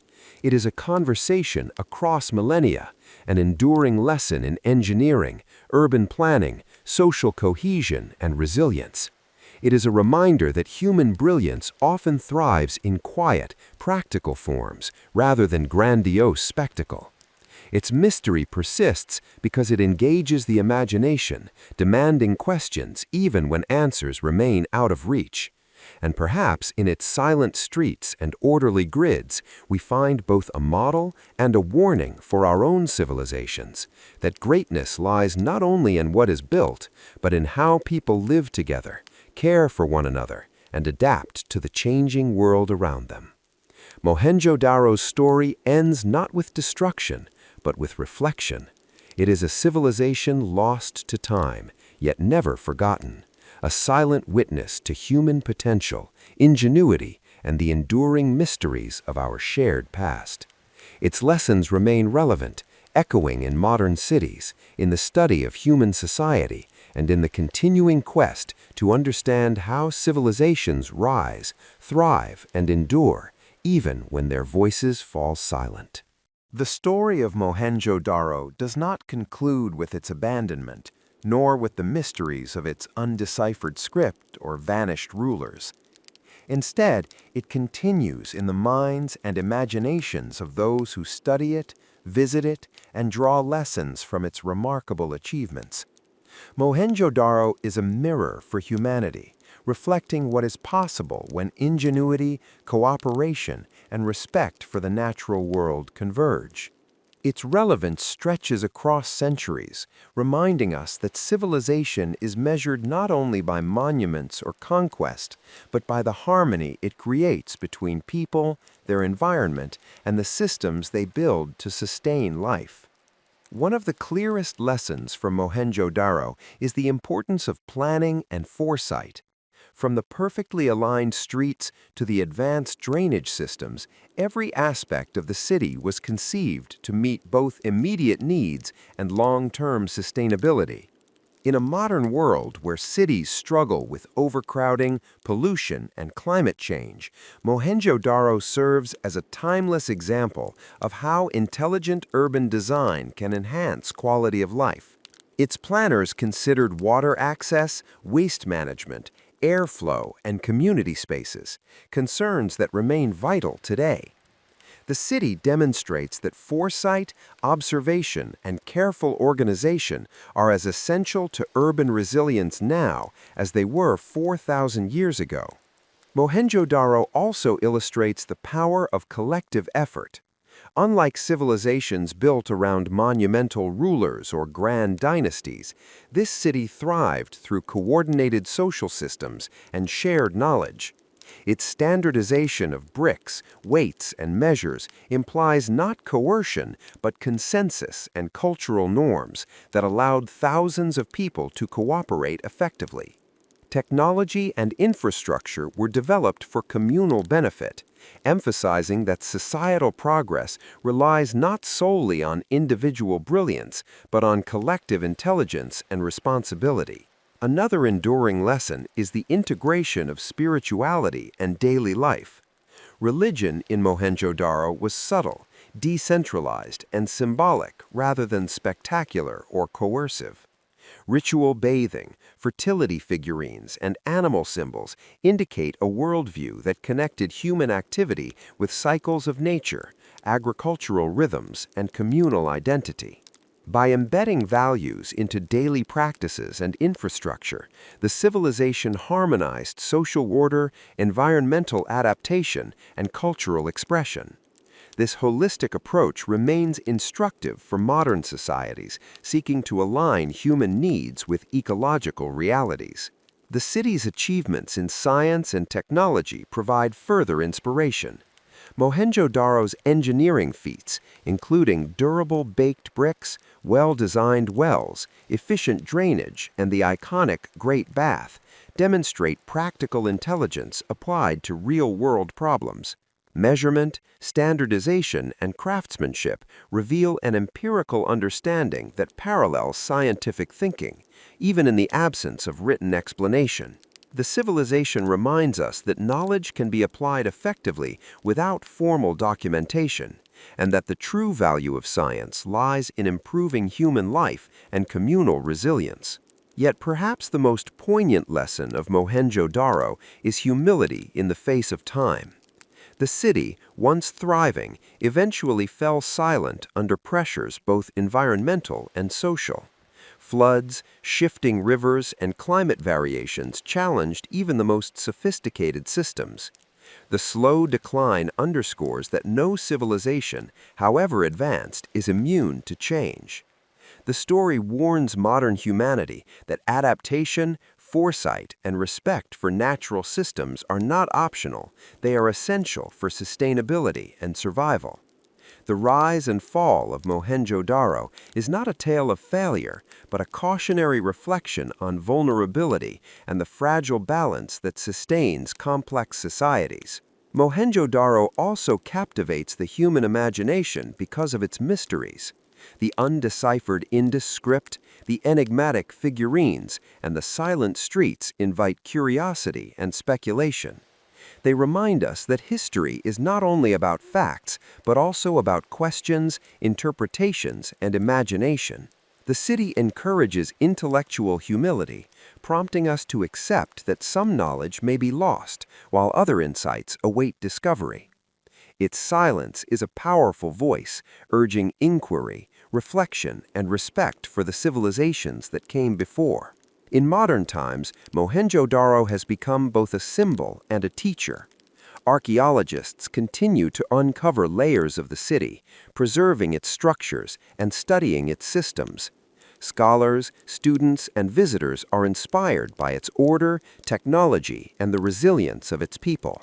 The city has become a bridge across millennia, connecting contemporary humanity with ancient ingenuity. Its story is not confined to the past. It is a living lesson, resonating in architecture, urban planning, environmental management, and cultural awareness today. The narrative of Mohenjo-Daro ultimately emphasizes the universality of human aspiration. Across time and geography, people strive to organize society, maintain health, sustain resources, and express creativity. The city's successes and eventual decline remind us that human achievement depends on balance between innovation and tradition, human needs and ecological limits, individual effort and collective cooperation. Mohenjo-Daro demonstrates that even without written records or grand monuments, a civilization can teach enduring lessons, leaving a legacy in ideas, systems, and human inspiration. As the sun sets over the ancient bricks and silent streets of Mohenjo-Daro, its story continues to speak. It whispers about the ingenuity of those who lived there, the systems they built, and the mysteries they left behind. It challenges us to imagine their lives, to learn from their successes and failures, and to apply these lessons to our own world. In this way, Mohenjo-Daro remains alive, not as a city of people, but as a city of ideas, a symbol of human potential, and a reminder that civilization is both fragile and remarkable. Its legacy endures because it teaches us that the measure of a civilization is not only how long it survives, but how profoundly it inspires future generations. Mohenjo-Daro is a city without voices, yet it speaks louder than most, of cooperation, ingenuity, resilience, humility, and the enduring human quest to build order, meaning, and beauty in the world. It remains a timeless teacher, a silent epic of civilization, and a mystery that continues to awaken wonder, study, and reflection thousands of years after its streets fell silent. Mohenjo-Daro stands as one of the most remarkable achievements of early human civilization, a city built with intelligence, organization, and a profound respect for both community and environment. Founded over 4,000 years ago along the banks of the Indus River, it flourished in a time when monumental civilizations were emerging in Egypt and Mesopotamia. Unlike these other societies, Mohenjo-Daro did not rely on ostentatious displays of royal power or grand temples. Its genius was practical, embedded in the careful planning of streets, homes, and public structures. The city's layout followed a precise grid system, with broad avenues intersecting at right angles, ensuring easy navigation and efficient movement of people, goods, and water. Buildings were constructed with standardized baked bricks, indicating knowledge of materials science and a coordinated system of production, planning, and labor. Every brick, every street, every drainage channel reflected deliberate thought, showing that the city was not a product of chance, but of sophisticated urban design. The most iconic structure, the Great Bath, demonstrates the spiritual and communal priorities of the inhabitants. A large, waterproofed pool, it may have been used for ritual cleansing, religious ceremonies, or communal gatherings, symbolizing the connection between water, life, and spiritual practice. Throughout Mohenjo-Daro, water management was a central feature of urban planning. Hundreds of wells provided clean water to residential areas, while an elaborate drainage system ensured sanitation and public health. Wastewater flowed through covered channels beneath the streets, a sophisticated solution that predated similar systems in other parts of the world by millennia. These innovations reflect not only engineering skill, but also an understanding of environmental and health considerations, emphasizing that technology and morality were intertwined in Indus society. Religion and spirituality were subtle yet pervasive. Terracotta figurines, often depicting female deities, suggest reverence for fertility and the cycles of life. Animal symbolism appeared frequently on seals and artifacts, with bulls, elephants, and a mysterious unicorn-like creature, possibly representing spiritual concepts or clan identities.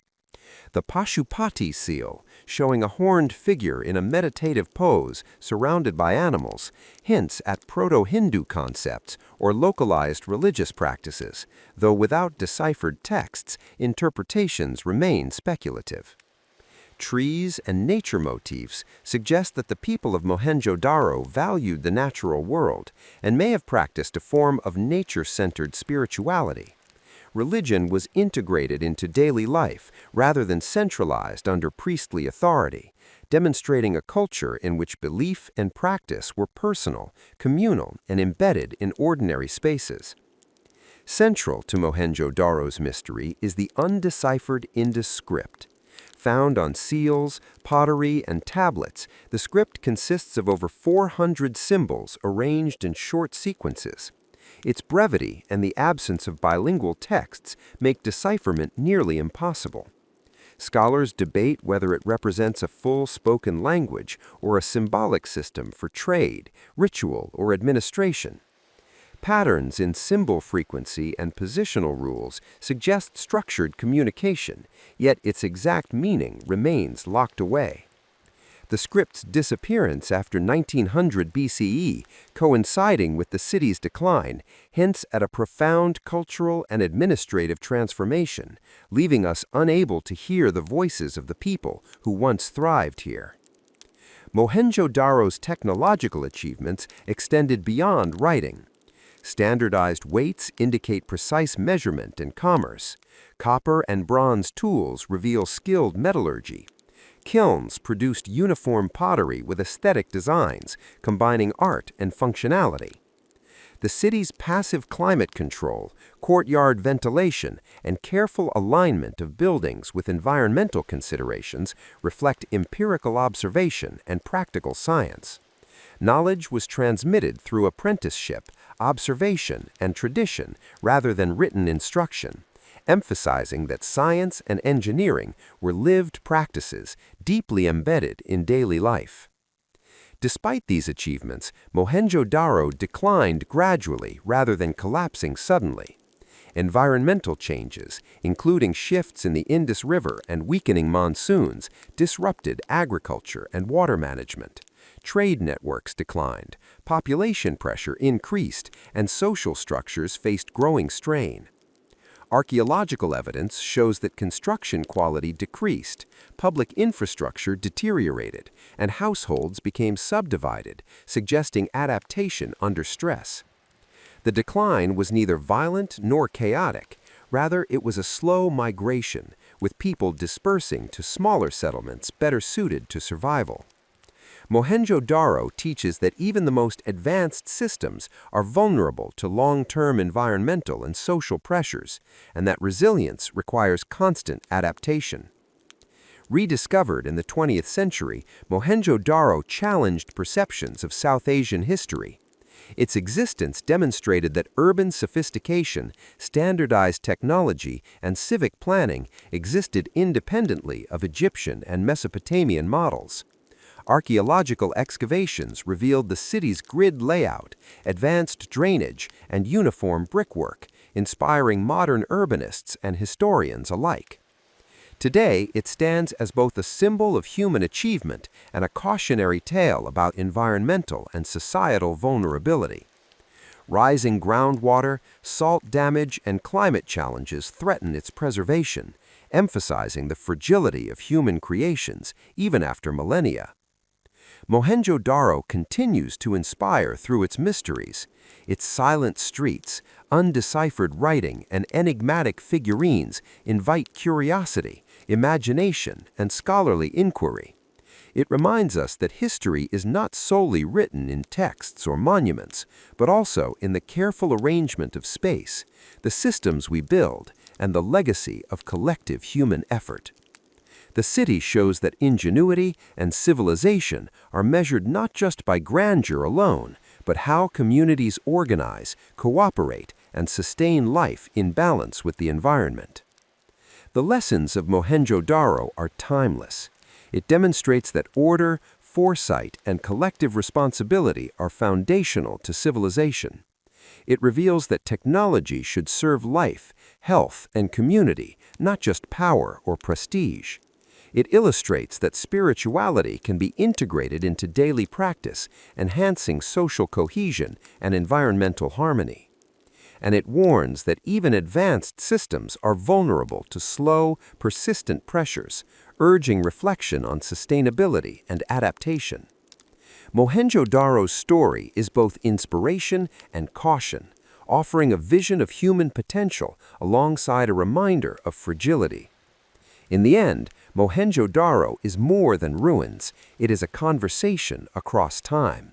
It speaks of ingenuity, cooperation, and resilience, and of questions that remain unanswered.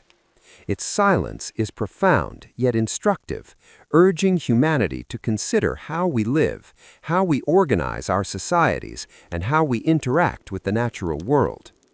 The city's legacy is eternal, not because it survived intact, but because it continues to teach, to challenge, and to inspire curiosity about the capacities and limits of human civilization.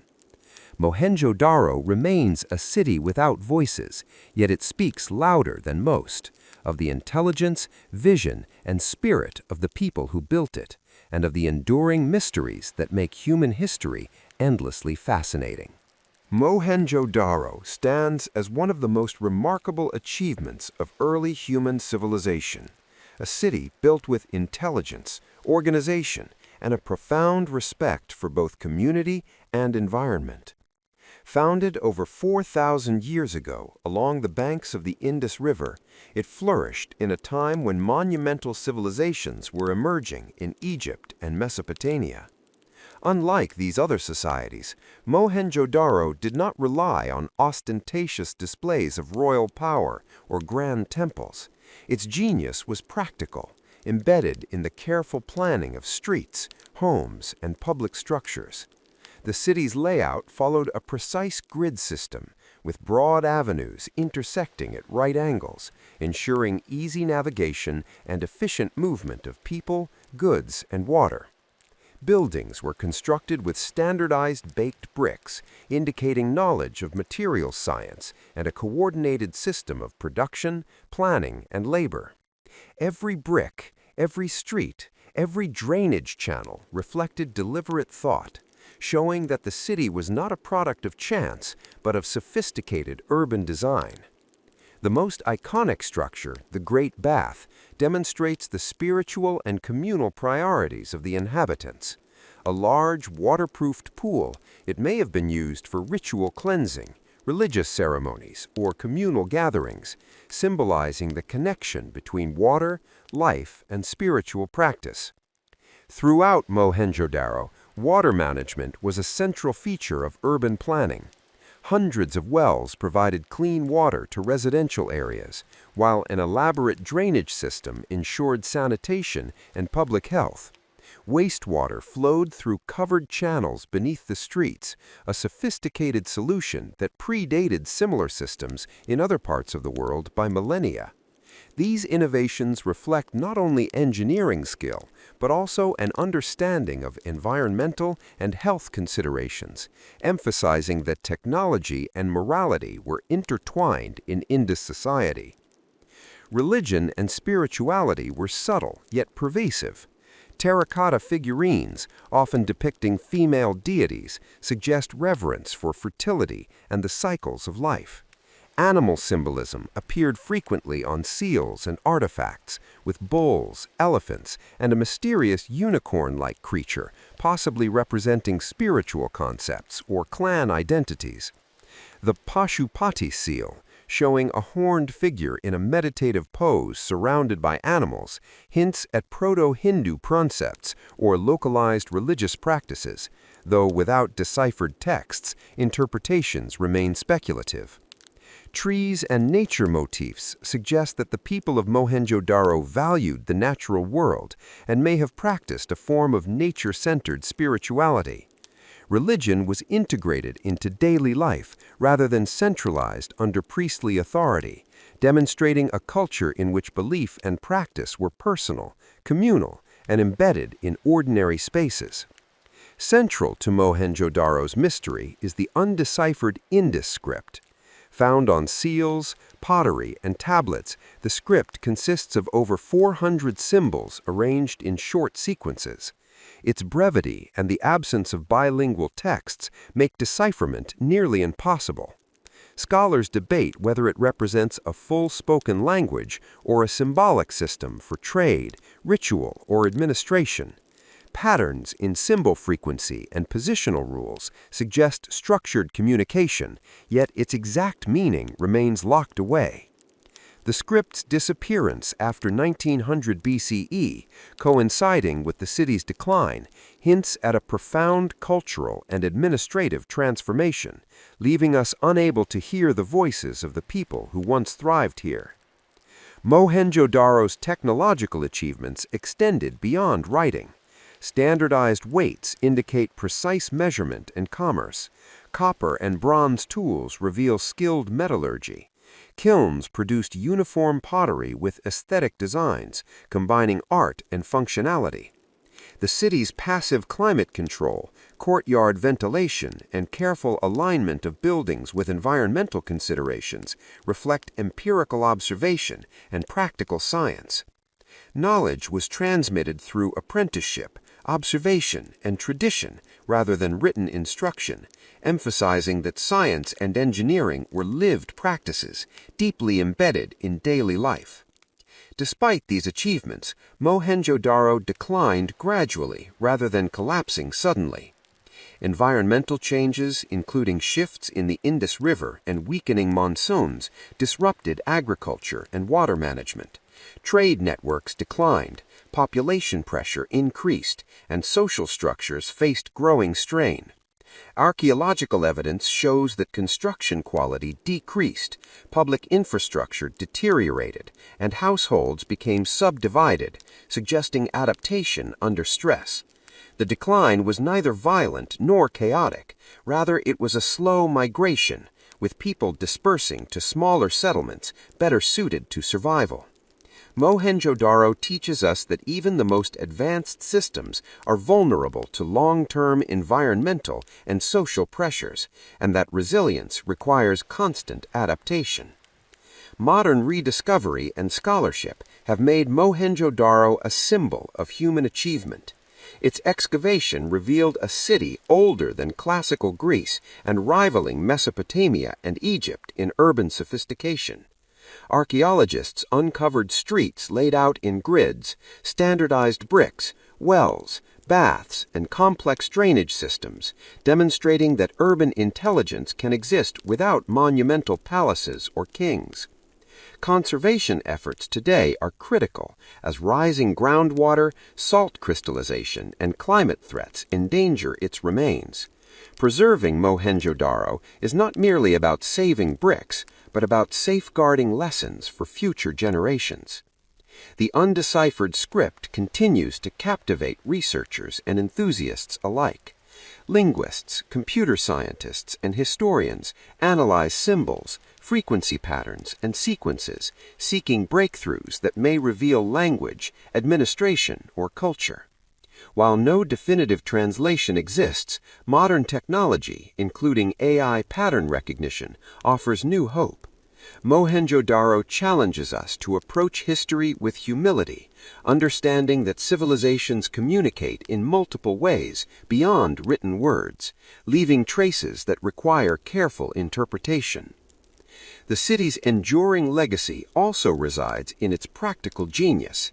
Its emphasis on sanitation, water management, and standardized construction demonstrates that sophistication need not be ostentatious. Urban planning, environmental adaptation, and community-oriented design reflect principles that are surprisingly relevant today. Mohenjo-Daro teaches us that human intelligence thrives when knowledge is applied to improve collective life, when innovation respects the environment, and when cooperation surpasses individual aggrandizement. Mohenjo-Daro's decline offers timeless lessons. Environmental shifts, changes in trade, and social pressures undermined even the most advanced urban systems. The gradual abandonment shows that resilience requires flexibility, foresight, and adaptation. The city's disappearance was neither catastrophic nor violent. It was a conscious adjustment to changing circumstances. This narrative reminds modern societies that technological brilliance alone cannot guarantee survival without social cohesion, environmental awareness, and sustainable planning. Above all, Mohenjo-Daro inspires wonder and reflection. Its silent streets, meticulous design, and undeciphered script invite imagination, curiosity, and scholarship. It challenges us to consider what defines civilization. Is it monumental architecture, written history, or the capacity to live harmoniously with one another and the environment? Mohenjo-Daro demonstrates that true achievement lies in balance, order, and collective intelligence. Mohenjo-Daro speaks through time, teaching lessons that remain urgent and relevant. Its innovations in urban planning, technology, sanitation, and environmental management serve as models for modern cities. Its subtle spirituality, embedded in daily life, reminds us that culture and ethics can shape social behavior without coercion. Its mystery, encoded in undeciphered script and silent streets, underscores the limits of knowledge and the enduring power of curiosity. The city's story is a mirror for humanity. It reflects our potential for creativity, cooperation, and ingenuity, while also warning us of the fragility of our achievements. Mohenjo-Daro's legacy is not measured solely by what has survived physically, but by the inspiration it provides, the questions it provokes, and the principles it embodies. It demonstrates that civilization is sustained not by dominance or spectacle, but by order, foresight, shared responsibility, and harmony with nature. As the sun sets over the ruins of Mohenjo-Daro, the city continues to whisper across millennia. It reminds us of ingenuity without arrogance, order without oppression, and progress without destruction. Its lessons resonate today, challenging modern societies to build cities that are resilient. As Mohenjo-Daro's streets lay silent and the riverbanks shifted with time, the city's story becomes a reflection on both human ingenuity and impermanence. Its urban design, with its meticulous grids, standardized bricks, and sophisticated drainage, represents the apex of civic intelligence in the ancient world. Scholars marvel at the deliberate planning evident in every corner, where residential areas, public baths, granaries, and marketplaces were arranged to facilitate order, hygiene, and social harmony. The Great Bath, still one of the city's most iconic structures, symbolizes the intertwining of daily life with ritual and community identity. Water in Mohenjo-Daro was more than a resource. It was a medium of health, spirituality, and social cohesion, carefully managed through wells, channels, and baths that served a population deeply conscious of cleanliness and ritual purity. The arrangement of homes, many with private wells and bathrooms, demonstrates that public well-being was a priority, suggesting a society that valued equality, shared infrastructure, and access over ostentation. Daily life in Mohenjo-Daro was structured yet adaptable. Houses varied in size, indicating social stratification, but they all shared the benefits of water access, ventilation, and connection to communal streets. Artifacts reveal a society rich in craft and trade. Pottery, seals, beads, and ornaments hint at both aesthetic sensibility and economic exchange. The uniformity of weights and measures across the city implies an advanced commercial system, suggesting the city's merchants and artisans traded not only within Mohenjo-Daro, but possibly with distant settlements along the Indus and beyond. Metalwork, including copper and bronze tools, demonstrates technical skill, while kilns and fired bricks showcase knowledge of material durability and construction. Even the city's layout reflects climate intelligence, with houses oriented to maximize airflow and public spaces designed to remain shaded and comfortable. These innovations collectively reveal a civilization that thought ahead, cared for its citizens, and harmonized human activity with environmental realities. Yet alongside these marvels lies an enduring enigma, the Indus script. Found on seals, pottery, and tablets, these symbols, brief, precise, and undeciphered, are the echoes of administrative, ritual, or possibly commercial communication. They suggest literacy and record-keeping, but remain frustratingly silent. Unlike Mesopotamia or Egypt, no bilingual inscriptions survive, and the brevity of the sequences complicates understanding. Scholars speculate about trade records, religious symbolism, or clan identifiers, yet all remain hypothetical. The absence of decipherable writing forces us to listen more closely to material evidence, to read the city's bricks, drains, and artifacts as texts themselves, carrying the knowledge, priorities, and ethos of a lost society. Mohenjo-Daro thus teaches that civilization can leave powerful legacies even if its voice is lost to time. Religious and cultural life, though subtly documented, can be glimpsed through terracotta figurines, animal motifs, and seals. Female figurines suggest fertility rites, possibly reflecting agricultural dependence and veneration of life cycles. Animal depictions, cows, elephants, the mysterious unicorn-like creature, may indicate clan symbols, spiritual beliefs, or cosmological associations. The Pashupati seal, depicting a horned figure seated in meditation among animals, hints at proto-religious practice and possibly early forms of spiritual self-discipline. Unlike Egypt or Mesopotamia, Mohenjo-Daro's religion seems decentralized and integrated into daily routines, not concentrated in monumental temples or priestly hierarchies. Rituals may have been performed at home, in community baths, or in small sanctuaries, emphasizing personal and collective ethics, fertility, and the harmony between humans and nature. Spirituality, then, was functional, ethical, and social, rather than ostentatious, reflecting a civilization that sought balance and sustainability over display. Trade and external connections further reveal Mohenjo-Daro's sophistication. Seals found at the city indicate long-distance commerce, with inscriptions and symbols suggesting links with settlements across the Indus Valley and even Mesopotamia.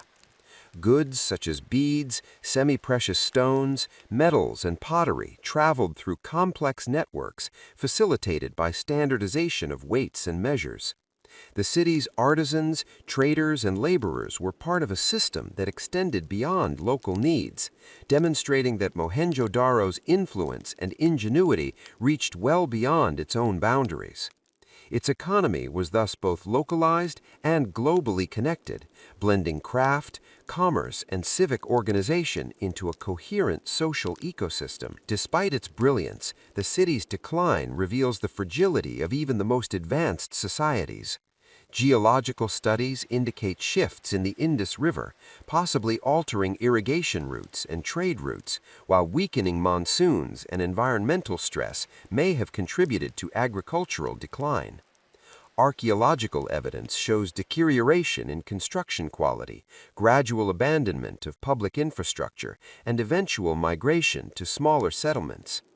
Unlike the catastrophic collapses seen in other civilizations, Mohenjo-Daro's end was gradual and adaptive, reflecting resilience in the face of slow-moving challenges. Its citizens may have dispersed, seeking fertile lands, secure water sources, and more sustainable communities. In this, Mohenjo-Daro provides a lesson in the impermanence of human achievement and the importance of adaptability, foresight, and environmental awareness. Modern rediscovery adds a layer of wonder to the city's story. Excavations in the 20th century revealed the intricate planning, technical skill, and aesthetic sensibilities of its people.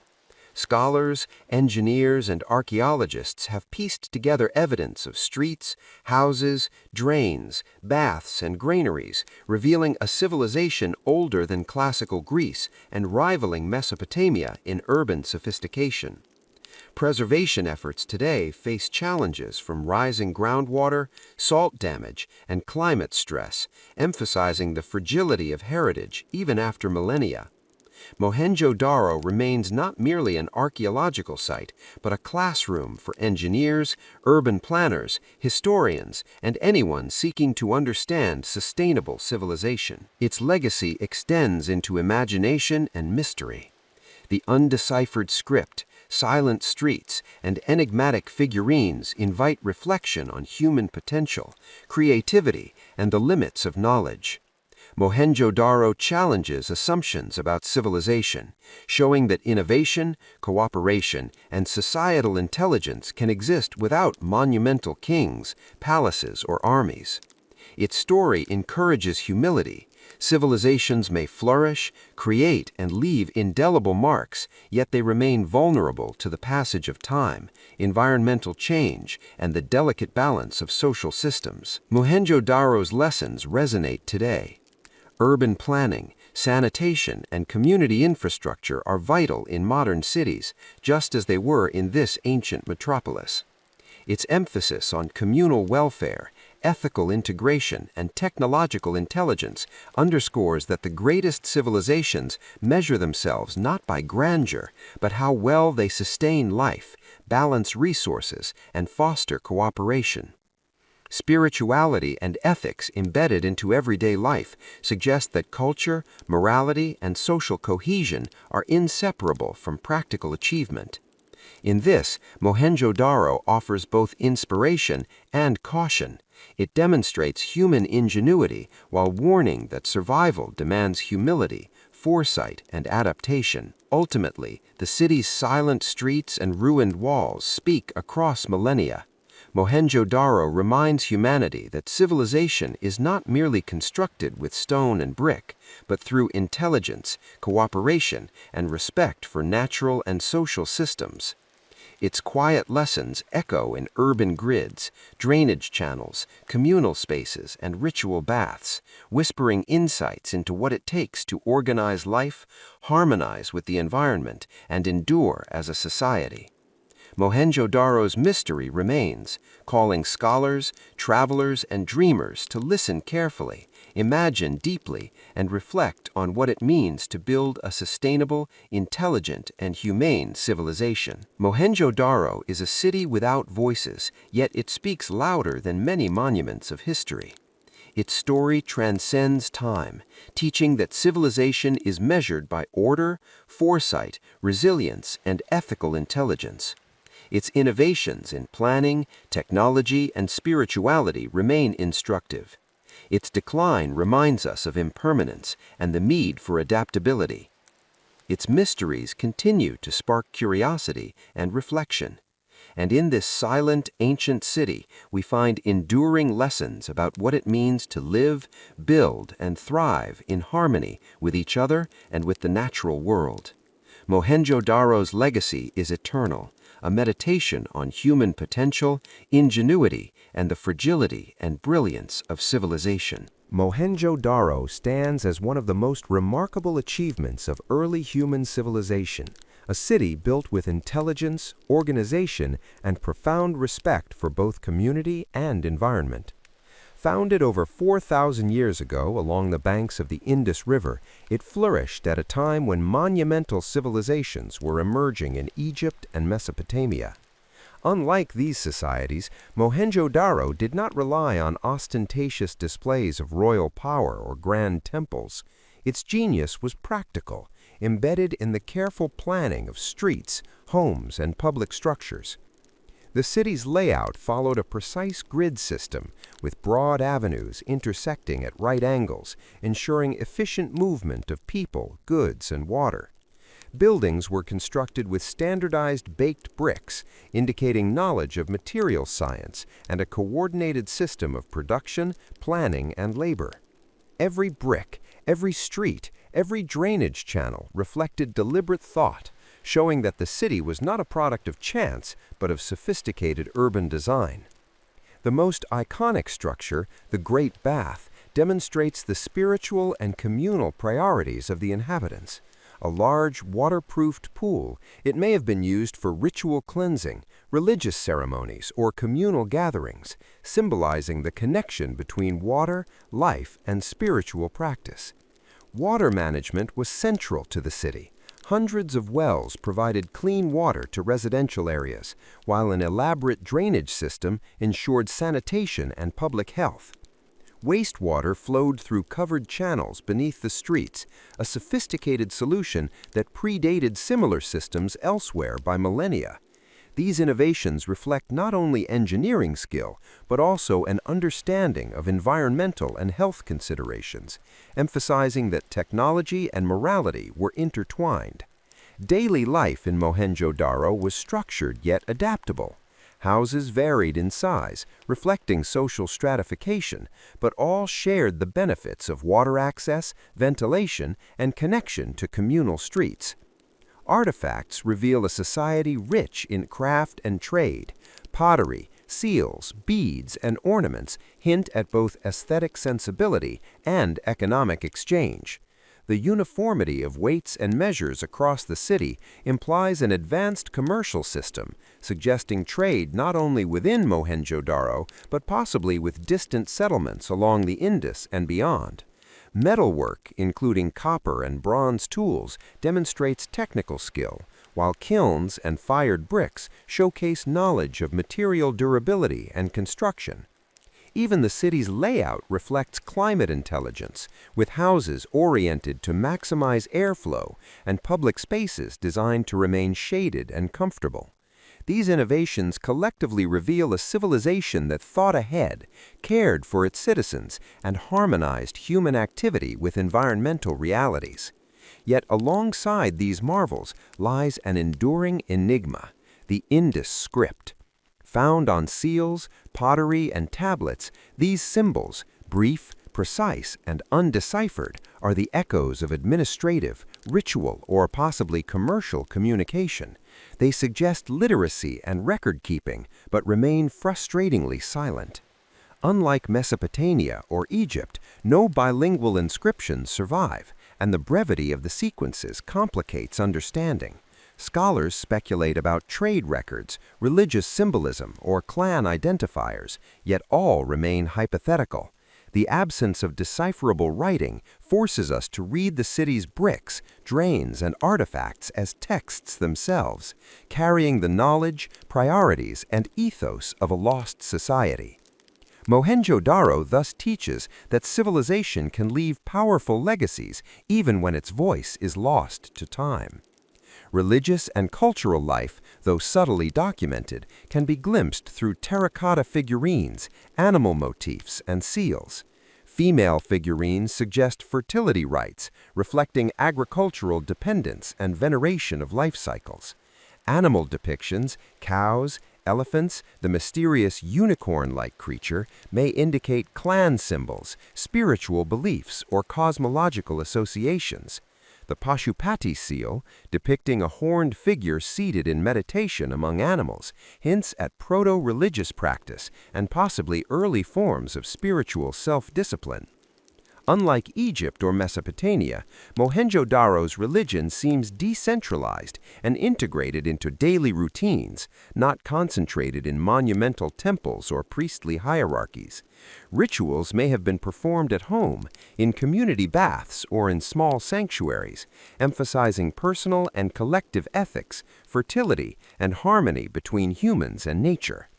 Spirituality was functional, ethical, and social, rather than ostentatious, reflecting a civilization that sought balance and sustainability over display. Trade and external connections further reveal Mohenjo-Daro's sophistication. Seals found at the city indicate long-distance commerce, with inscriptions and symbols suggesting links with settlements across the Indus Valley and Mesopotamia. Goods such as beads, semi-precious stones, metals, and pottery traveled through complex networks facilitated by standardization of weights and measures. Artisans, traders, and laborers were part of a system that extended beyond local needs, demonstrating that Mohenjo-Daro's influence and ingenuity reached well beyond its boundaries.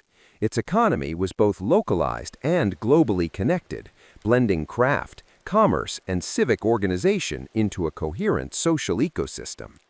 Despite its brilliance, the city's decline reveals the fragility of even the most advanced societies. Geological studies indicate shifts in the Indus River, possibly altering irrigation routes and trade routes, while weakening monsoons and environmental stress may have contributed to agricultural decline. Archaeological evidence shows deterioration in construction quality, gradual abandonment of public infrastructure, and eventual migration to smaller settlements. Unlike catastrophic collapses seen in other civilizations, Mohenjo-Daro's end was gradual and adaptive, reflecting resilience in the face of slow-moving challenges. Its citizens may have dispersed, seeking fertile lands, secure water sources, and more sustainable communities. Mohenjo-Daro provides a lesson in the impermanence of human achievement and the importance of adaptability, foresight, and environmental awareness. Modern rediscovery adds a layer of wonder to the city's story. Excavations in the 20th century revealed intricate planning, technical skill, and aesthetic sensibilities. Streets in grids, standardized bricks, wells, baths, and granaries demonstrate a civilization older than classical Greece and rivaling Mesopotamia in urban sophistication. Preservation is urgent. Rising groundwater, salt damage, and climate threats endanger the ruins. Mohenjo-Daro is not merely an archaeological site, but a classroom for engineers, urban planners, historians, and anyone seeking to understand sustainable civilization. Its legacy extends into imagination and mystery. The undeciphered script, silent streets, and enigmatic figurines invite reflection on human potential, creativity, and the limits of knowledge. Mohenjo-Daro challenges assumptions about civilization, showing that innovation, cooperation, and societal intelligence can exist without monumental kings, palaces, or armies. Its story encourages humility. Civilizations may flourish, create, and leave indelible marks, yet they remain vulnerable to the passage of time, environmental change, and the delicate balance of social systems. Mohenjo-Daro's lessons resonate today. Urban planning, sanitation, and community infrastructure are vital in modern cities, just as they were in this ancient metropolis. Its emphasis on communal welfare, ethical integration, and technological intelligence underscores that the greatest civilizations measure themselves not by grandeur, but how well they sustain life, balance resources, and foster cooperation. Spirituality and ethics embedded into everyday life suggest that culture, morality, and social cohesion are inseparable from practical achievement. Mohenjo-Daro offers both inspiration and caution. It demonstrates human ingenuity while warning that survival demands humility, foresight, and adaptation. Ultimately, the city's silent streets and ruined walls speak across millennia. Mohenjo-Daro reminds humanity that civilization is not merely constructed with stone and brick, but through intelligence, cooperation, and respect for both natural and social systems. Its quiet lessons echo in urban grids, drainage channels, communal spaces, and ritual baths, whispering insights into what it takes to organize life, harmonize with the environment, and endure as a society. Mohenjo-Daro's mysteries continue to spark curiosity and reflection, inspiring generations to imagine, explore, and learn from the past. Mohenjo-Daro is a city without voices, yet it speaks louder than many monuments of history. Its story transcends time, teaching that civilization is measured by order, foresight, resilience, and ethical intelligence. Its innovations in planning, technology, and spirituality remain instructive. Its decline reminds us of impermanence and the need for adaptability. Its mysteries continue to spark curiosity and reflection, and in this silent. As centuries passed, Mohenjo-Daro remained a silent testament to human ingenuity, a city where streets, homes, and baths spoke more eloquently than any written word. Its carefully laid bricks, standardized across the settlement, revealed the meticulous planning of artisans and laborers who understood the principles of order, proportion, and durability. Every aspect of the city, from the broad avenues intersecting at right angles to the precise alignment of homes with wells and drainage systems, reflected a civilization that valued practical intelligence and the collective welfare of its citizens. The Great Bath, standing at the heart of the city, was not merely an architectural marvel, but a symbol of communal life, ritual, and health. Water in Mohenjo-Daro was sacred and functional, used to cleanse, nourish, and unite the community. Wells dotted every neighborhood, and sophisticated drainage channels carried wastewater away, ensuring that hygiene was a communal responsibility rather than an afterthought. In this silent city, infrastructure was morality, sanitation was civic virtue. Daily life thrived within these carefully designed spaces. Houses, though varying in size and complexity, shared common features: ventilated rooms, private courtyards, and access to water.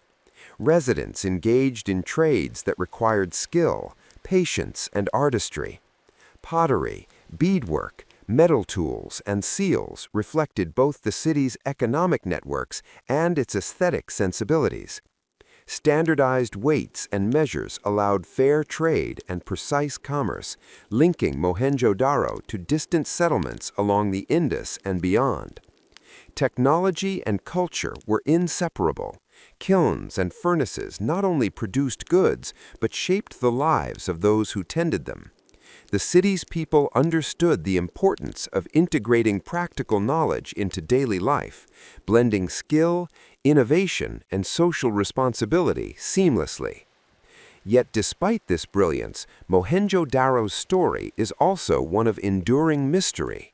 The Indus script, etched into seals, tablets, and pottery, remains undeciphered. Its brevity and lack of bilingual context confound scholars, leaving only fragments of insight into the administration, trade, or ritual practices of the city.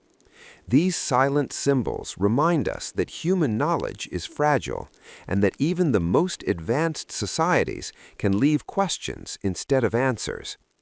Perhaps the people of Mohenjo-Daro recorded their lives in ways now lost to time, in practices and traditions that cannot survive written or oral memory alone. In this absence of words, the city itself becomes a text, its streets, its baths, its bricks, narrating lessons of ingenuity, cooperation, and civic responsibility. Religion and culture were equally subtle yet pervasive. Terracotta figurines, often representing fertility or nature deities, suggest reverence for the cycles of life. Animal depictions, cows, elephants, and the enigmatic unicorn motif may have held symbolic, ritual, or clan-based significance. The famous Pashupati seal, showing a horned figure in meditation surrounded by animals, hints at spiritual practices integrated into daily life rather than centralized in grand temples or under priestly authority. Rituals likely occurred in homes, baths, or small communal spaces, emphasizing a spirituality rooted in ethics, balance, and harmonious coexistence. Mohenjo-Daro's religion was less about hierarchy and more about personal and social responsibility, an enduring lesson for future civilizations about the integration of morality, practice, and daily living. Trade and commerce further reveal the city's sophistication. Seals indicate connections with distant regions, while standardized weights ensured uniformity and fairness.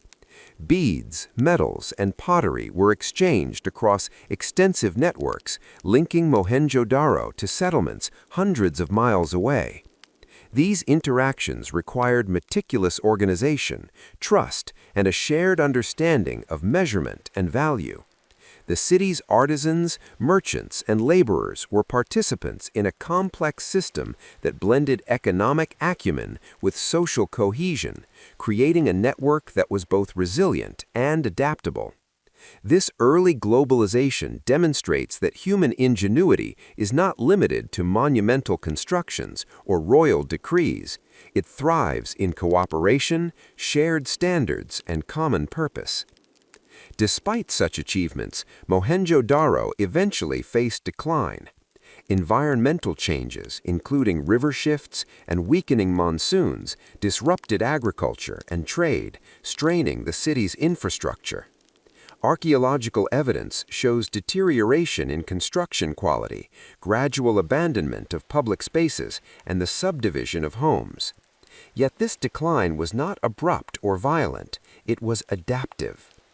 Citizens migrated to smaller settlements, maintaining aspects of their culture and knowledge while responding to environmental and social pressures.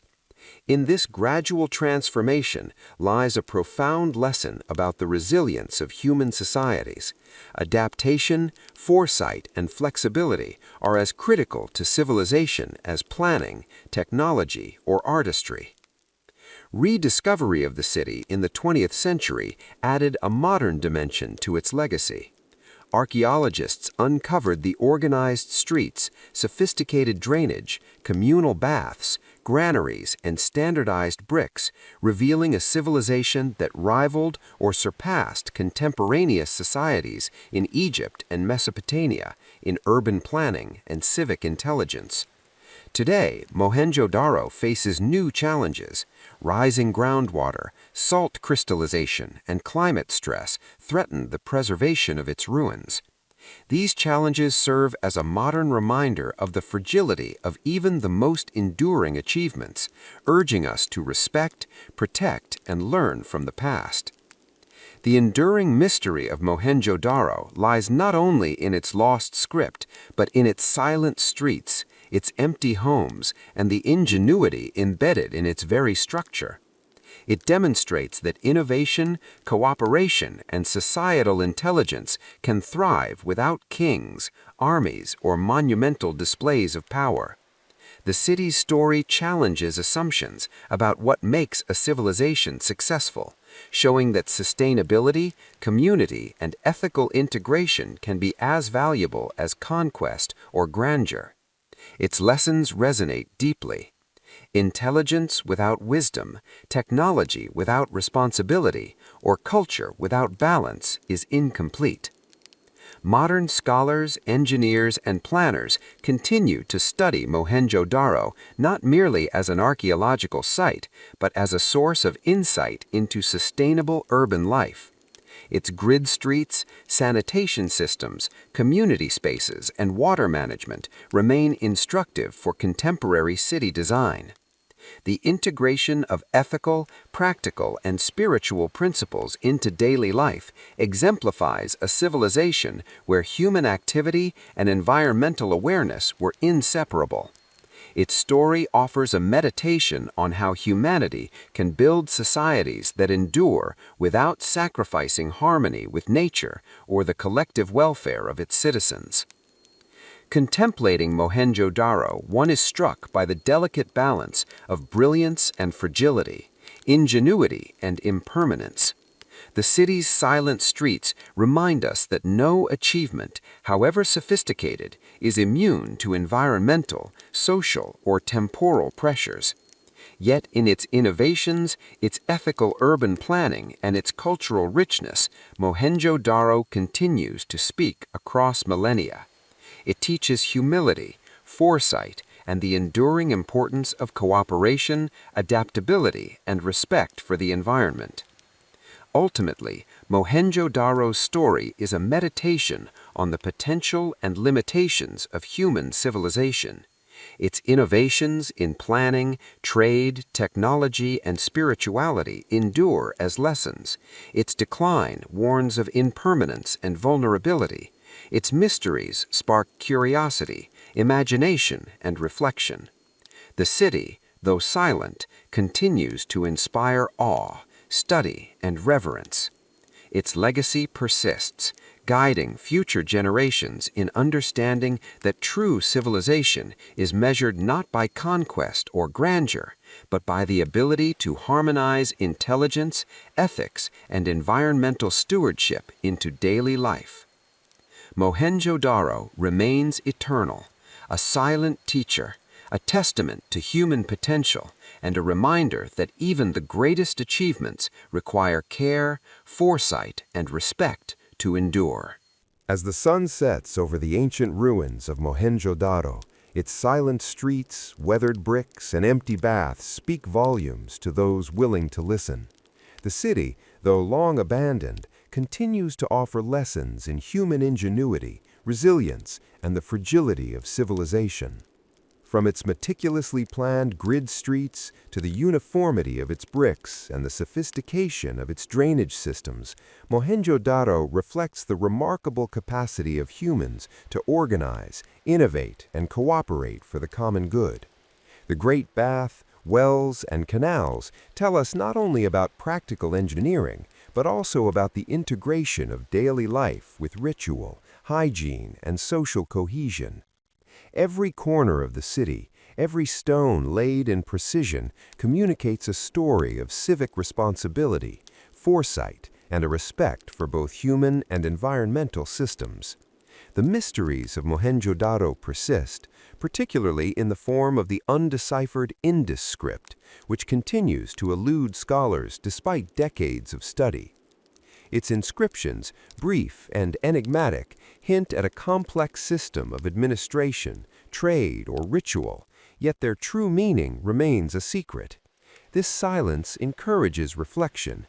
Civilizations may leave physical legacies, but knowledge, beliefs, and personal lives are often ephemeral. The city itself becomes a living text, written in bricks, streets, baths, and artifacts, narrating the values, priorities, and ingenuity of a society that balanced technological skill with social consciousness. Religious practices and cultural expressions were subtly embedded in the rhythms of daily life. Terracotta figurines, animal motifs, and the horned, meditating figure of the Pashupati seal suggest a spiritual framework that valued harmony, fertility, and ethical living. Rituals were integrated into the homes, baths, and communal spaces, emphasizing morality and balance rather than hierarchy or spectacle. In Mohenjo-Daro, spirituality was inseparable from civic life. It guided behavior, reinforced cooperation, and created social cohesion without the need for grand temples or ruling elites. These practices remind us that true culture is lived, not merely proclaimed. Trade, commerce, and technological innovation further demonstrate the sophistication of this civilization. Standardized weights and measures facilitated fair trade across distant regions, while artisans, metal workers, and craftspersons produced goods that were both functional and aesthetically pleasing.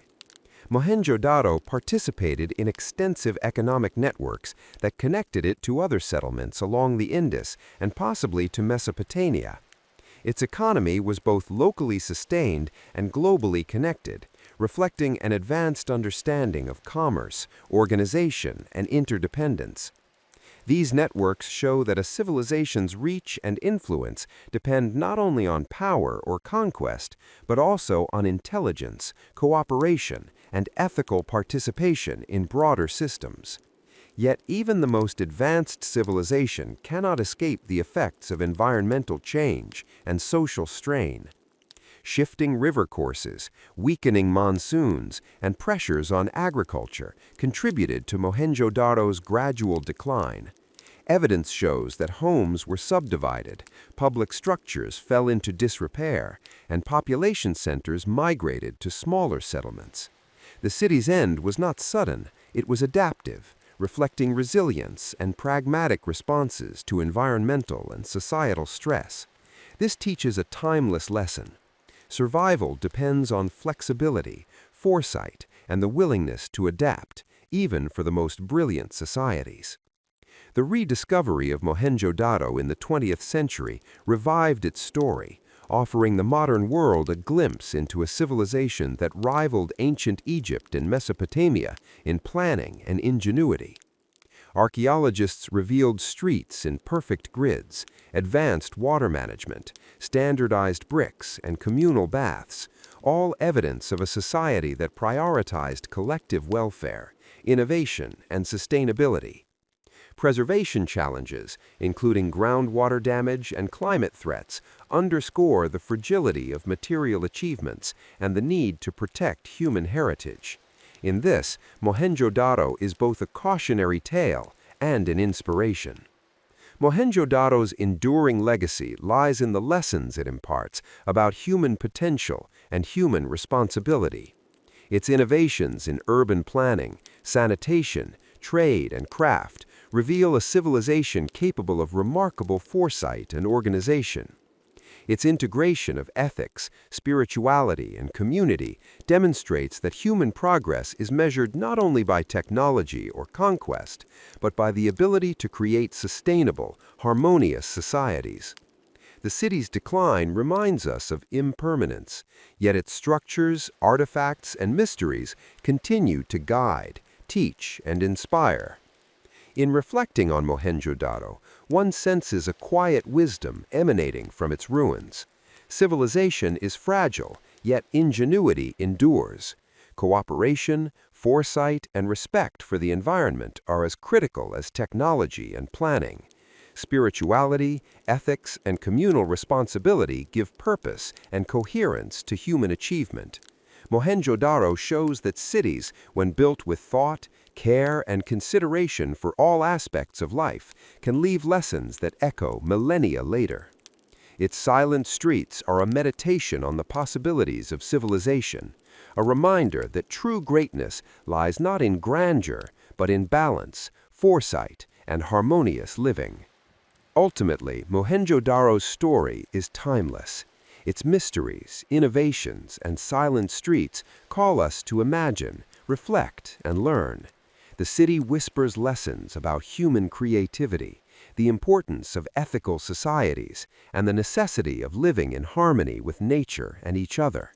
Its brilliance, its decline, and its legacy combine into a powerful narrative.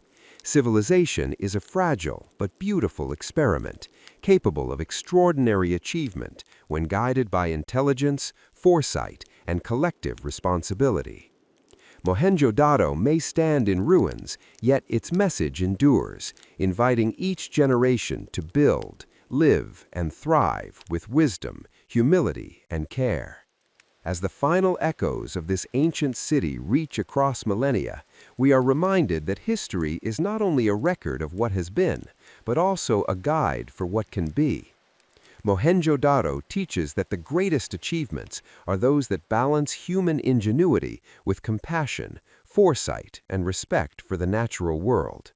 In the quiet of its ruined streets, its silent baths, and its undeciphered symbols, we hear the enduring voice of a civilization that continues to inspire, caution, and illuminate the path of human endeavor.